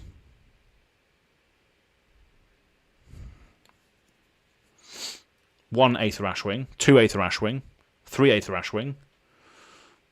Rake the Embers. So he's got a lot of Ashwings going on now. This could be the end game because they're going to be able to attack with a lot of Ashwings. So we're going to block with a battering bolt.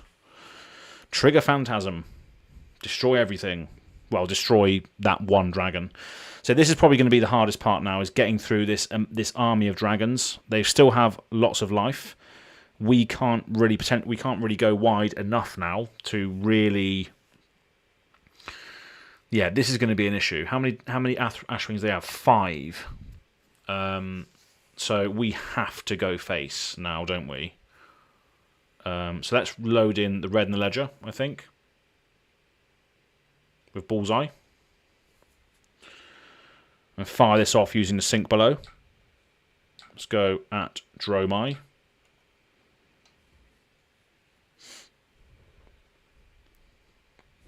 Because they still have to block this, right? Because they can only play 1 action next turn, which still means attacking with their dragons.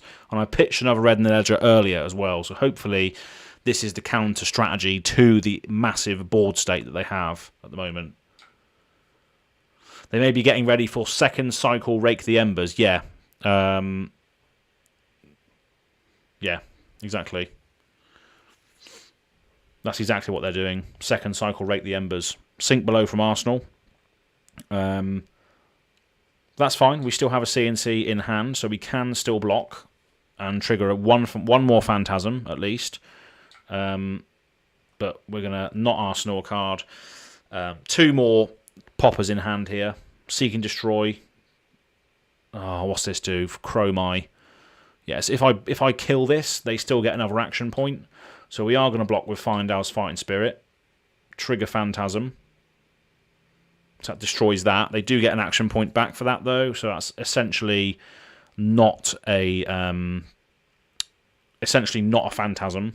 But we can still Phantasm now with this. They are transforming all of their ashes now, which is going to be a bit of a shit to deal with.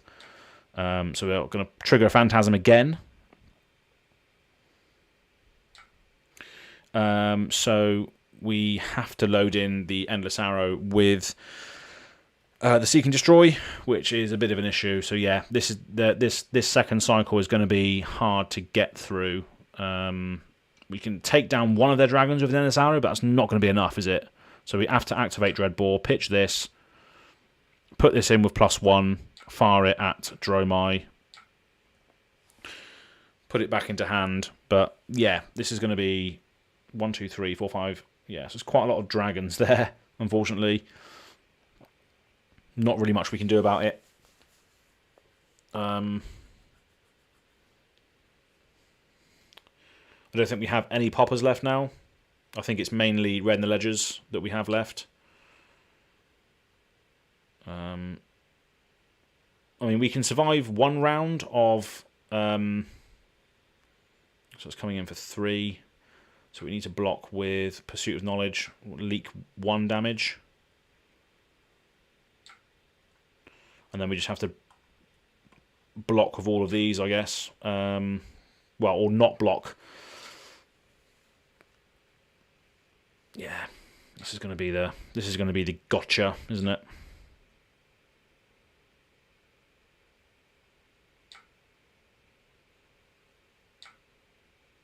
There's not really much I can do about this, unfortunately.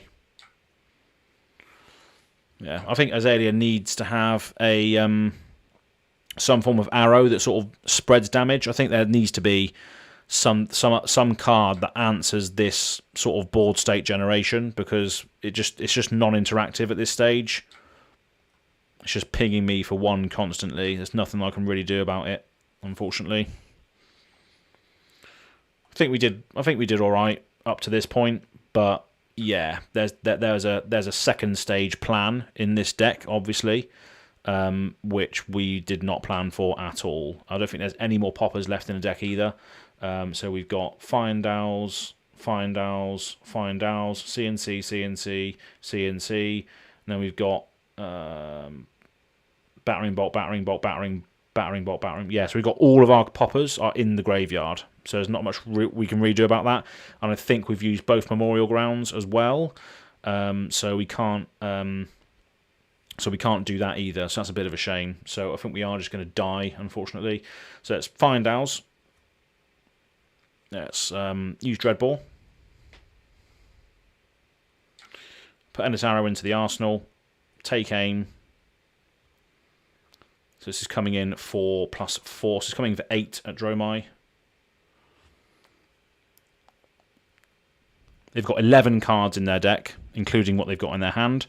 So they're probably just going to block this and then just keep pinging me, unfortunately. But the maths, they probably won't block this, to be fair. They probably won't block this at all. So they'll go down to 11, which is still more life than me.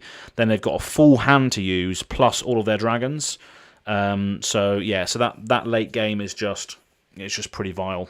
There's just no way I can really stop these Aether Ashwings late game. Rake the Embers is a bitch late game, isn't it? Let's be honest. So blocking 7, so they're going to take 1 damage. Still going to allow me to put the Endless Arrow into my arsenal, but I think the maths on this now is highly in their favour. They're using their footsteps as well to block the full amount. And that's pretty much it. Arsenal this. Sigil to gain some life. Yeah, why not? And then they're just going to ping me to death here. So 1, 2, 3, 4, 5, 6, 7, 8 damage. Tunic can go. That's dead now. And we cannot really do much on our turn going forward. So I think we lose now.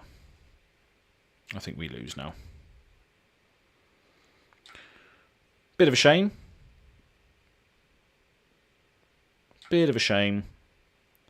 But then, yeah, when it gets to this stage, there's nothing really Azalea can do. She can't target more than... No one can really deal with that many Ashwings out in play. Because the most I can really do is just pop 2 dragons, like attack 2 dragons. That's pretty much all I can do. And when they're raking... When they raked like 6 dragons... and then 2 more, bring it up to 8 dragons. It's it's tough. Hoping so we get more 6 attack arrows, yeah, or napalm arrow, like you said, yeah, that'll be good. Like damage spreader, which spreads damage across all of the allies that are out.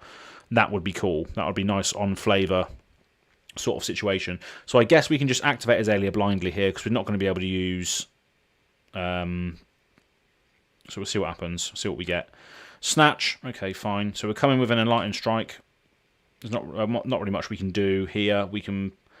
we'll pitch the Remorseless. So go with Go Again at Dromai. We're dead anyway. We can't do 22 damage in our turn, unfortunately. We will just play Razor Reflex on this, pitching this. Coming for 7. Then we'll snatch Dromai as well. One last hurrah. Draw a card. They're just going to take the damage. Fair play. Ravenous Rabble. Arsenal that. Pass. No more poppers in the deck, unfortunately. Just a load of D-reacts, and that is a GG. Nothing I can really do about that. I'm just going to let that hit me. Just going to let that hit me. GG.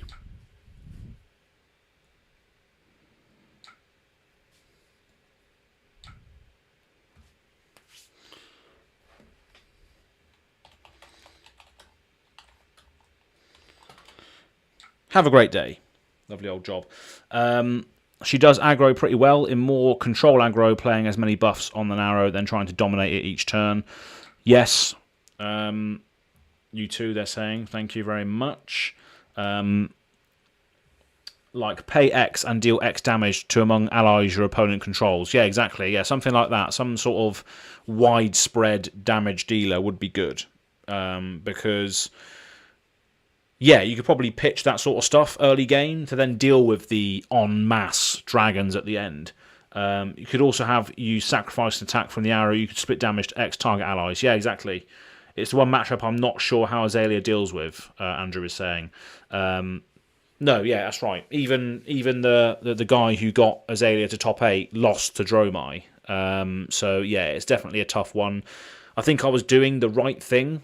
With what I was doing, I was playing fairly well towards the end, but then the second cycle situation where they can just rake an en masse army of dragons, when you get to that stage, you are truly screwed. There's nothing you can do. You can't outrace them. They've got a lot of sigils in there as well. They're blocking pretty much the whole game as well. So yeah, it's definitely a tough one. Lexi at least can Voltaire, give Go Again to Endless Arrow. Yeah, I mean even like Pavel's list, maybe Pavel Leszczuk's list, the guy who made top 8 Polish Nats that we had on the channel. His list was very OTK, and that was with a go wide OTK strategy. So maybe you can come into it at the end, but then I don't think he even played or encountered many Dromais in his meta, in his Polish nationals. So yeah, it's been a rough day for Azalea on stream today. All the games were very good games, though. They were very, very good. That one was very much dead in the water at the end there, but I think the other games were very, very, very decent. Lots of back and forth. Maybe a few misplays here and there, but that's just what happens. But yeah, Dromai is very difficult to play against. Because a lot of those arrows early on, the ones I was firing, the attacks that I was using were going at her dragons rather than her face. But that's what you need to do. I managed to control it up until that point, but then the Rake the Embers critical mass, I could not deal with that. You know, I could probably kill 2 dragons a turn, then obviously on my defensive turn, pop their turn enough times, but then obviously they had the backup of the Rake, which was, I think the Rake, the critical mass, is the part that Azalea cannot deal with. I don't think any Ranger can really deal with that. Lexi would have probably a better chance, but even then, I think, yeah, the 8 or 9 1 dragons they're having on field there is just too many to deal with. We do need a spread damage dealer. I think all heroes, if board state is going to become a thing in Flesh and Blood, and as we've experienced with illusionists in general, it's just something else that you have to use your attacks on, and that is just so your illusionists just get so much value out of that. It's very rough. very rough for non-go wide decks. It's extremely rough, especially if you're getting that much, that many allies out. You just can't really do much about it, unfortunately. So there needs to be some form of damage dealer that you can spread among allies. But yeah, fun nonetheless. So thank you very much, everybody who's joined in today. Thank you very much for tuning in. Illusionist is essentially an 80 health hero. Yeah, pretty much. Endless arrows for dragons, otherwise face. And screw allies, not in this game. Yeah, I agree, Andrew. I agree. Allies and summoning things for your board state, I just don't think is a space that is balanced in this game at all. As we've experienced already. Prism was not balanced. Spectra was not balanced at all. Dromai is a fairer way of doing it with allies and stuff rather than Spectras. But still, it's about the one-on-one combat. As soon as you're bringing in another element to that, all of your attacks have to go at the other thing, which is accruing value over the game. And then ultimately, especially with Dromai raking the embers at the end there, you're getting a critical mass of things that you then have to spend, one attack. If your attacks don't have go again inherently, like Rangers attacks don't inherently have go again, Guardians attacks don't inherently have go again, you can only swing once. And swinging into one measly 1 health dragon is just not balanced. I just don't think. So yeah, I think Illusionist is definitely one of those tough ones to balance. But yeah, it's a tough one. Anyway, that's enough for today. Thank you very much for everybody who's tuned in. Thank you very much for dropping in, Alec. Thanks for joining us in the chat today. Haven't seen you here before, of course. You are in the Discord, so thanks for spending your time with us today. This is probably the last stream that we do before Worlds. So yeah, it's going to be a sick time over there. I cannot wait to capture a load of it. Dizzy Tank, thank you very much for joining us as well. Thanks for listening to the Living Legends podcast with my good friends Kel and Bill. Speak to those guys every week, all the time. And I think I'm going to be on a stream with Kel again this weekend, either playing a UPF game or a game of Vampire: The Eternal Struggle if Kel's decks arrive. Which is like a multiplayer sort of Halloween special sort of type vibe. Vampire: The Eternal Struggle. Never played it before, but should be fun nonetheless. Yeah, Andrew Mason, you're saying Illusionist is there to make Guardians work. Yeah, that's true. Yeah, Illusionist is there to sort of curb that, I guess. But then it's just miserable for everybody else. But then, would Guardians be miserable for everybody else? It's just one of those things, isn't it? It's hard to balance everything all the time. There needs to be like a trifecta, I guess. It's the power 3 of the meta at the time. One sort of cancels out the other, which cancels out the other, which cancels out the other. It goes round in a circle, and then obviously you have some rogue decks on the outside that come in, non-meta. It's all part of card games, unfortunately. One day, Azalea will be good, but I don't think it's going to be before a new Azalea, a new talented hero, a new talented ranger is printed for Azalea. I don't think this one, with the card pool that she currently has, can top events, unfortunately, or win events, should I say, especially when there's stuff like Dromai hanging around. But I could be wrong. People could be watching this now in the future and thinking, "Az, you're a fucking dickhead. You don't know nothing," and I don't care. I'm just loving this game as always. Even though I lost all 4 games tonight, it's been a great time. So thank you for everybody on that note for joining us today. Thanks a lot for the stream, Dizzy Tank. I hope you appear again, and yeah, we'll see you very very soon. It's going to be a fun time in Worlds. You'll probably see a few videos come out over that sort of time next week. I might try and live stream a couple of random things from the event as well. We'll see how it works out. Yeah, Andrew's saying, bite me, no one needs to deal with that, and I will force the game to a draw by killing every damn ally /Spectra. Yeah. Yeah, it's a tough one. It's definitely a tough one. But that's pretty much it for today. So thank you very much for everybody who's joined, and we'll see you very, very shortly. I completely forgot as well that we don't have. We have the new video for the end of the stream as well. So I'm just going to add that in as well, just so we can close that off properly. But yeah, it's been a fun one. Been a tough one, but a fun one. I think there was a few misplays in some of the games, but I guess you just have to take that on board. That's what Talishar is good for as well. Because you can just get reps in with your deck, and I think the Snapdragons in that bolt-in game that we played was useless. So I think as well, when in doubt, I think you should stick to the cards that you know rather than try other things. I think you should just stick to the cards that you've always used, stick to the cards that you're comfortable with, and that you know how to use them in certain situations. When you start sort of chopping and changing things like I have done recently, sometimes it can all fall out of sync a little bit. So yeah, it's going to be stick to what you know is what I'm trying to say. I'm just trying to find where is this video then. Maybe we can't do it now. I'm just trying to do it live. So let me just try something else. End of stream scene. It's there, look. MP4 file. Why can't I use it? Why is it not coming up? Why is it not coming up? No. Unfortunately, it's not going to work. But I'll get it to work next time. So thank you very much. Yeah, that's it. Good night, everybody. Thank you very much, and we'll see you very, very soon.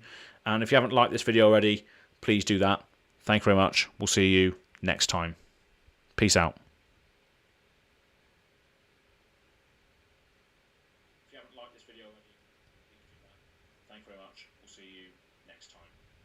Peace out.